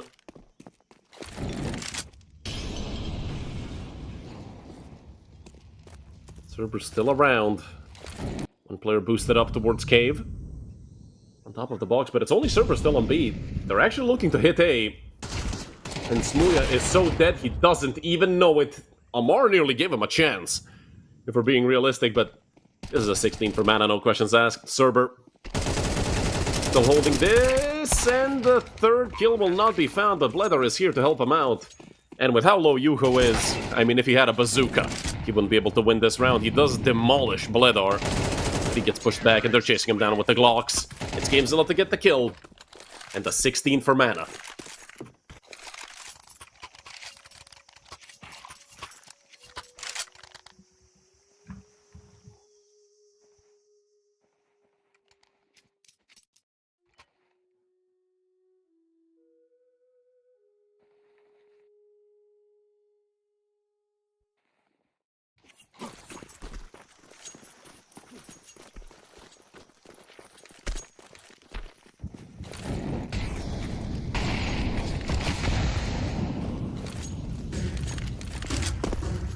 Flashes out towards mid by mana, and yet again, this isn't something they did often.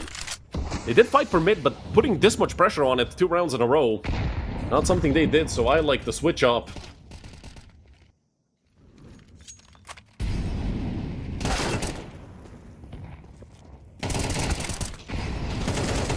Seven kick picking up 2. With Cerber just getting 1 trade, that leaves this in a 2 vs 4, but look at Yuho, he's all alone on B. That flash coming out mid, I don't think they're going to actually pull the rotation over to B just yet. Especially with the fact that Red Star is not sure if somebody got through Temple. They don't have information on where Gamezilla is, and because Cerber was only spotted alone, nobody else even got a sound cue. They have to play this passively. I love this setup from Fish. This is what brings your chances up.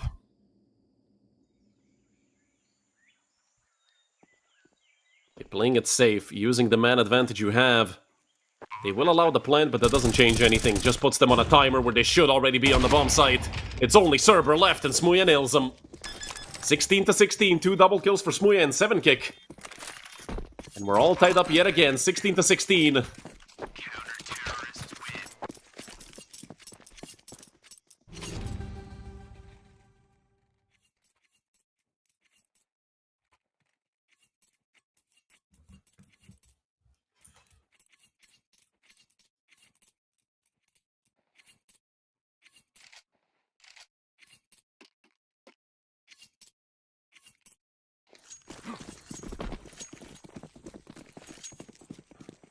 If you want the stats, for real, Ancient is a little bit CT-sided, 52%. Although recently, I think it's been a bit less. And look at this, they're out mid again. Mana.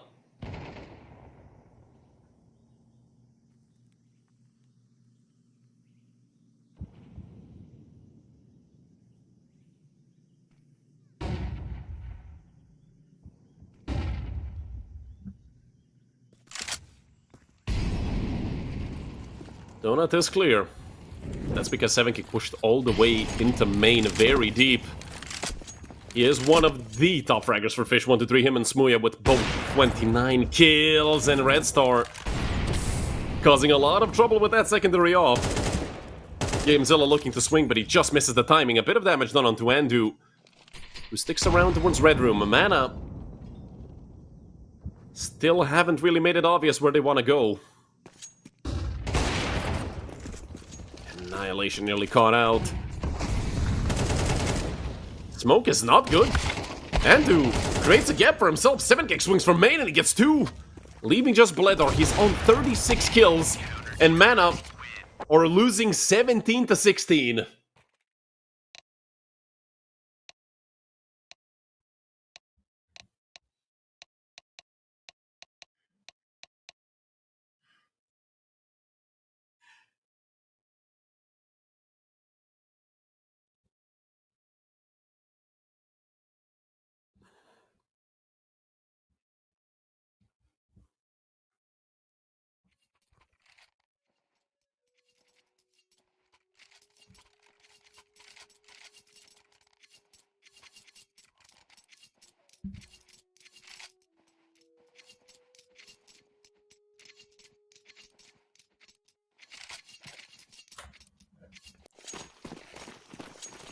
2 more rounds for Fish, 3 more for Mana.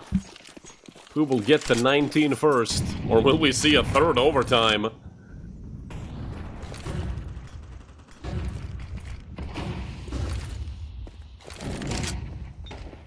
Seven kick with the molly towards backside. They are looking to split A here early. Fish do have a good read into this, but they just lost 7 kick.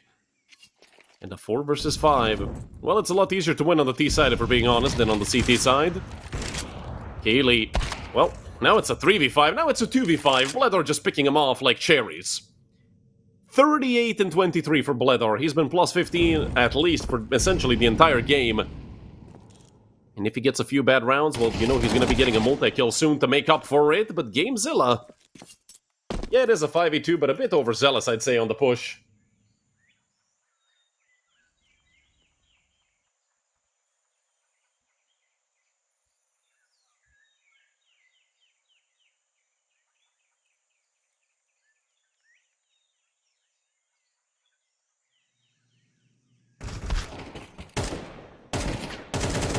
Kaylee getting another, but there's Red Star to trade it right back.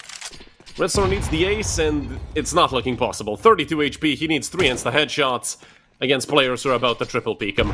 Off the back of these nades, they're all gonna look to swing. First shot does miss, and he had a chance against Cerber, but it's 17 to 17.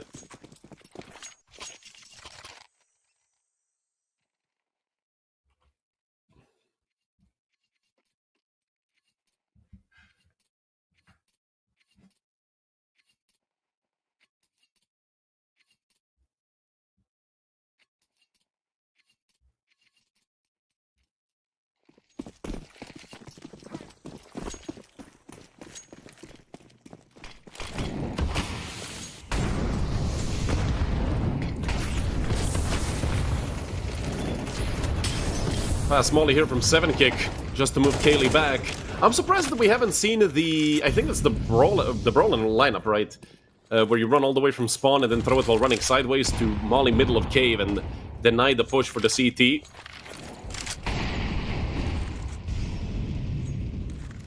Kaylee dropped the half HP with those 2 nades. Some damage done onto 7 kick and Smuya as well. But just damage traded so far, although mid was completely given up by Mana. 2 players push down ramp, take banana controller, at least check it for a bit. Deep smoke. They're just shooting over it. Let our repositioning to watch A main.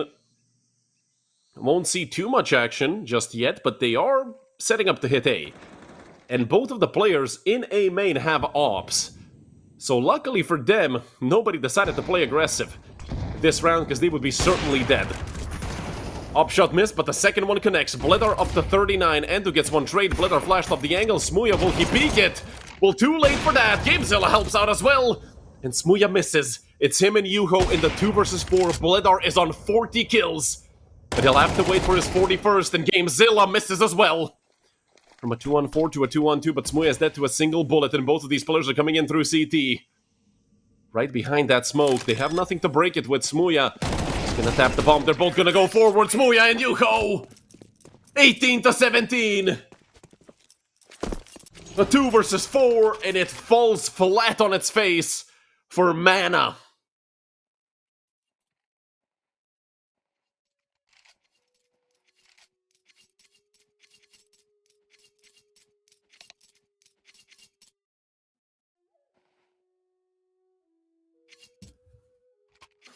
Fish use their last time out of this OT, well, the only time out of this OT, at 18 to 17. Will we get a third overtime?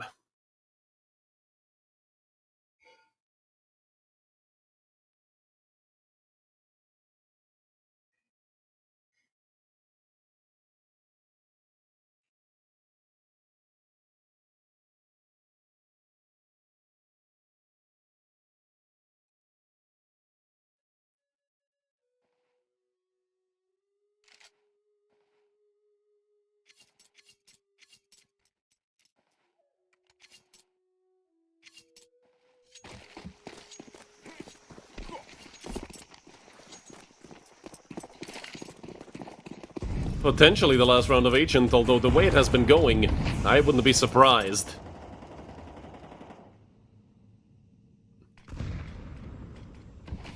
if we get greeted with another OT. But with this setup, Fish, they're looking to cause some serious trouble on B, and they turn their back to Gamezilla, although Gamezilla, not patient at all. He was hella greedy for that AK, but a 3-for-1, make that a 4-for-1, and we're going to a third OT. No chance here for Smuyo, or maybe the Tech 9 is out and he gets another. Has 2 and needs 2 more. But left with just 2 HP, and he gets dunked. We're going to OT number 3.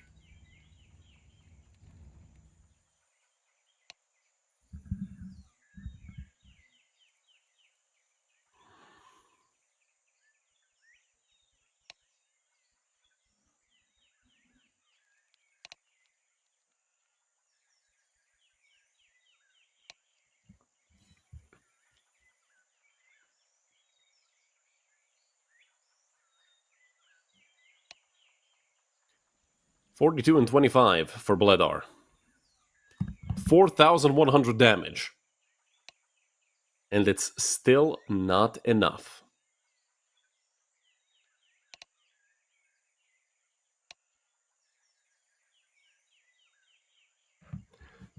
We might get a bathroom break here if this goes on long enough.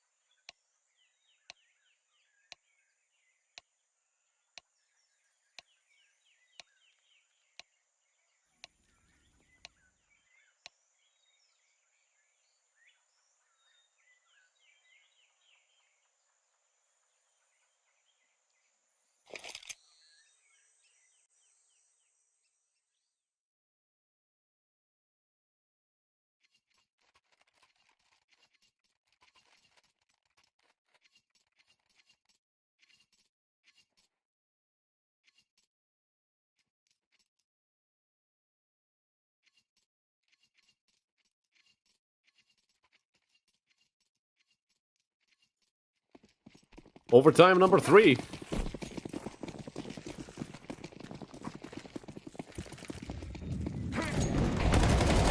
Well, let's see if we can make it to the 5 mark that I mentioned somewhere along the way. Kaylee dunks 2 off of Gamezilla's assists, and Kaylee gets his 3rd.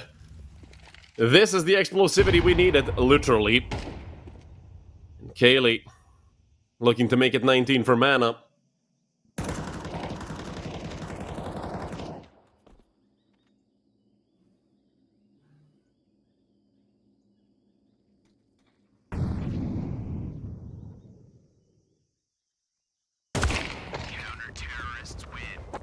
It's Bledar to close it out. Who else but Bledar? 43 kills for Mana Sniper.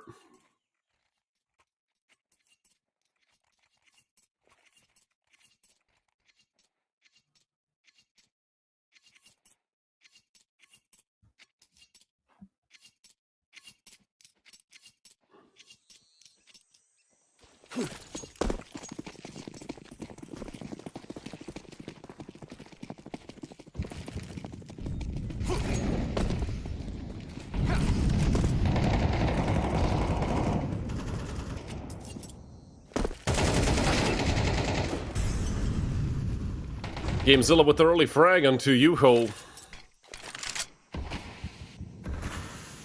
Making it a 5v4 for mana, and, well, the last time they had the mana advantage, they closed it out quite handily.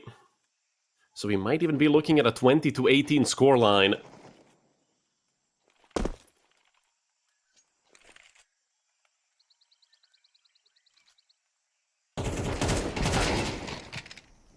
But down goes Gamezilla.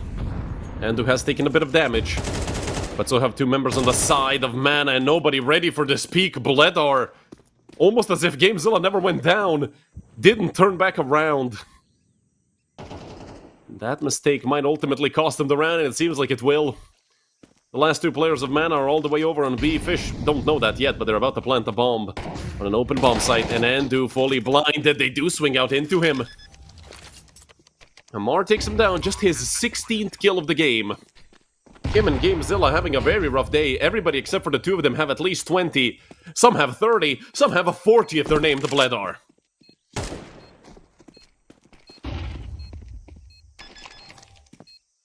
And Mamor gonna look to stick the bomb. Is it gonna be a stick immediately? More, he's being covered! Oh, it was close, but not enough. 19-19.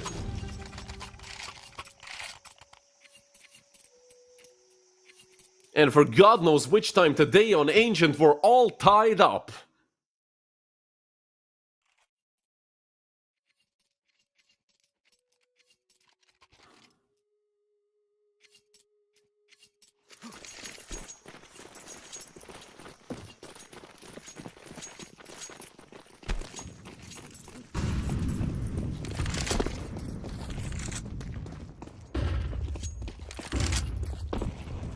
Quick hit to A, and Fish123 have a good read of this Cerber caught in the middle of nowhere. It's a P90 in the hands of 7kick that gets the frag, and he doesn't even upgrade it to a rifle. He's going back into the bomb site to get the bomb down.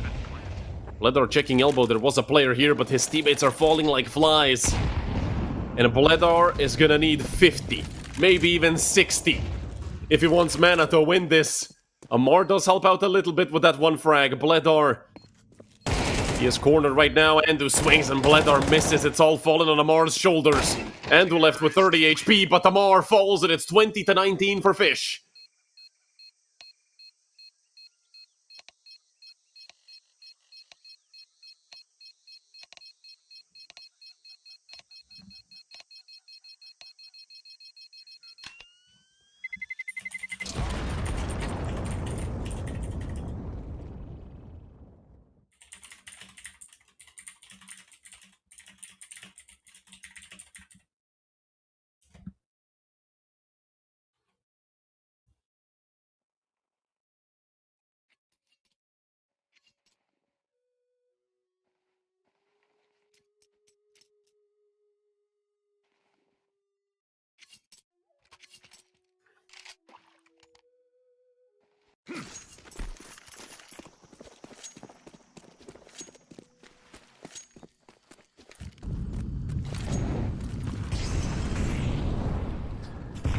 I don't think I can eat food while casting, though. That would be a bit disrespectful to you guys, I'm not gonna lie. It has happened before. We had like a 25-minute technical pause. I just straight up grabbed food and started eating midstream. The pause ended up being like 34 minutes. And I have T and CT spawn, I think it was a Nuke, engraved into my skull from that game.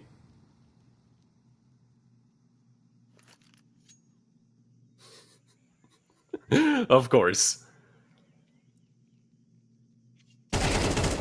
And I might be hungry, but these two teams are even hungrier for a win here. Don't forget, you lose here, you're eliminated.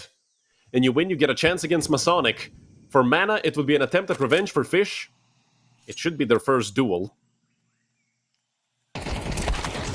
Here at Season 34, Andu. I mean, he has balls to do that, but... I mean, it didn't result in anything apart from him dying. A 5 versus 3 for mana.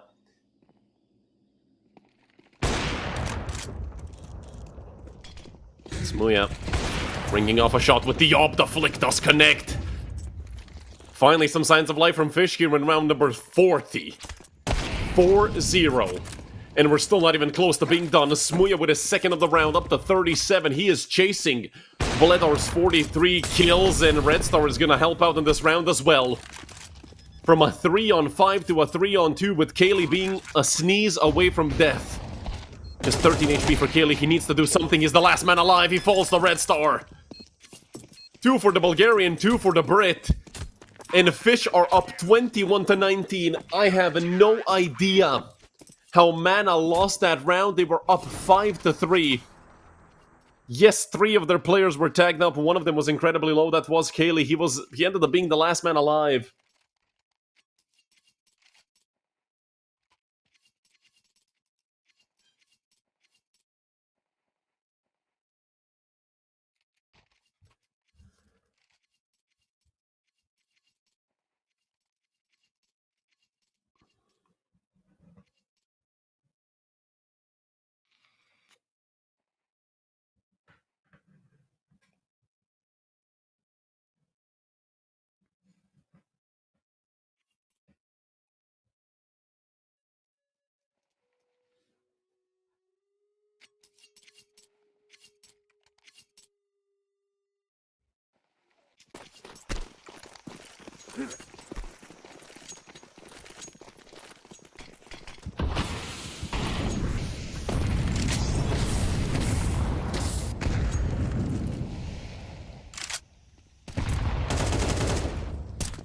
Seven kick. 4 kills away from closing this out, GameZilla. And it's 7 kick again. But A was left open in the meantime, and Mana read it perfectly. Coming into the bomb site. All they have to do is take as much control as they can. 7 kick gets mollied off. He is down to 57 HP. He's on 36 frags. And has the double kill coming out of this round. Need a bit more to close it out, though. Good post-plant positions for all 3 members of Mana. They are a bit heavy towards Donut.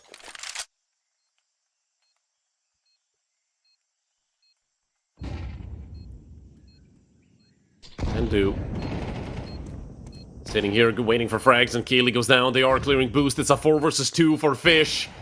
Can we finally see the end of it? Bledar says no, but only for 1 frag. And 7 kick is already holding this. A 3-second defuse remains. 2 seconds, 1 second, it's over, finally!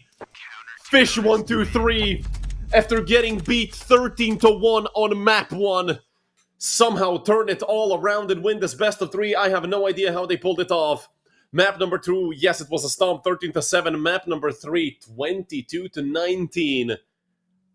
And not only that, they won, what, it was a 3v5 the round before this. Instead of being 20-20, it was 21-19, and that really, I think, broke. Man, a Bledar had like a million kills, and they still couldn't win. And that is simply the way the cookie crumbles sometimes. I would love to see Bledar's total stats here. Yeah, Bledar, 1.53 impact throughout the entire match is insane. 71 kills. Second to him is Smuya with 61, and then Cerber and Kaylee with 59 and 58. This is what a best of 3, honestly. And that's it for today. We say goodbye to Mana, unfortunately. It's gonna be Fish123 up against Masonic in the lower bracket final tomorrow. And then on the 15th, we're gonna see the grand final between ESC Gaming and the winner of Masonic Fish123. But up until tomorrow, don't forget to join us at 10 a.m., of course, as every day. My name is Redul. Thanks for watching, and from the entire United21 team, I wish you a pleasant rest of your day.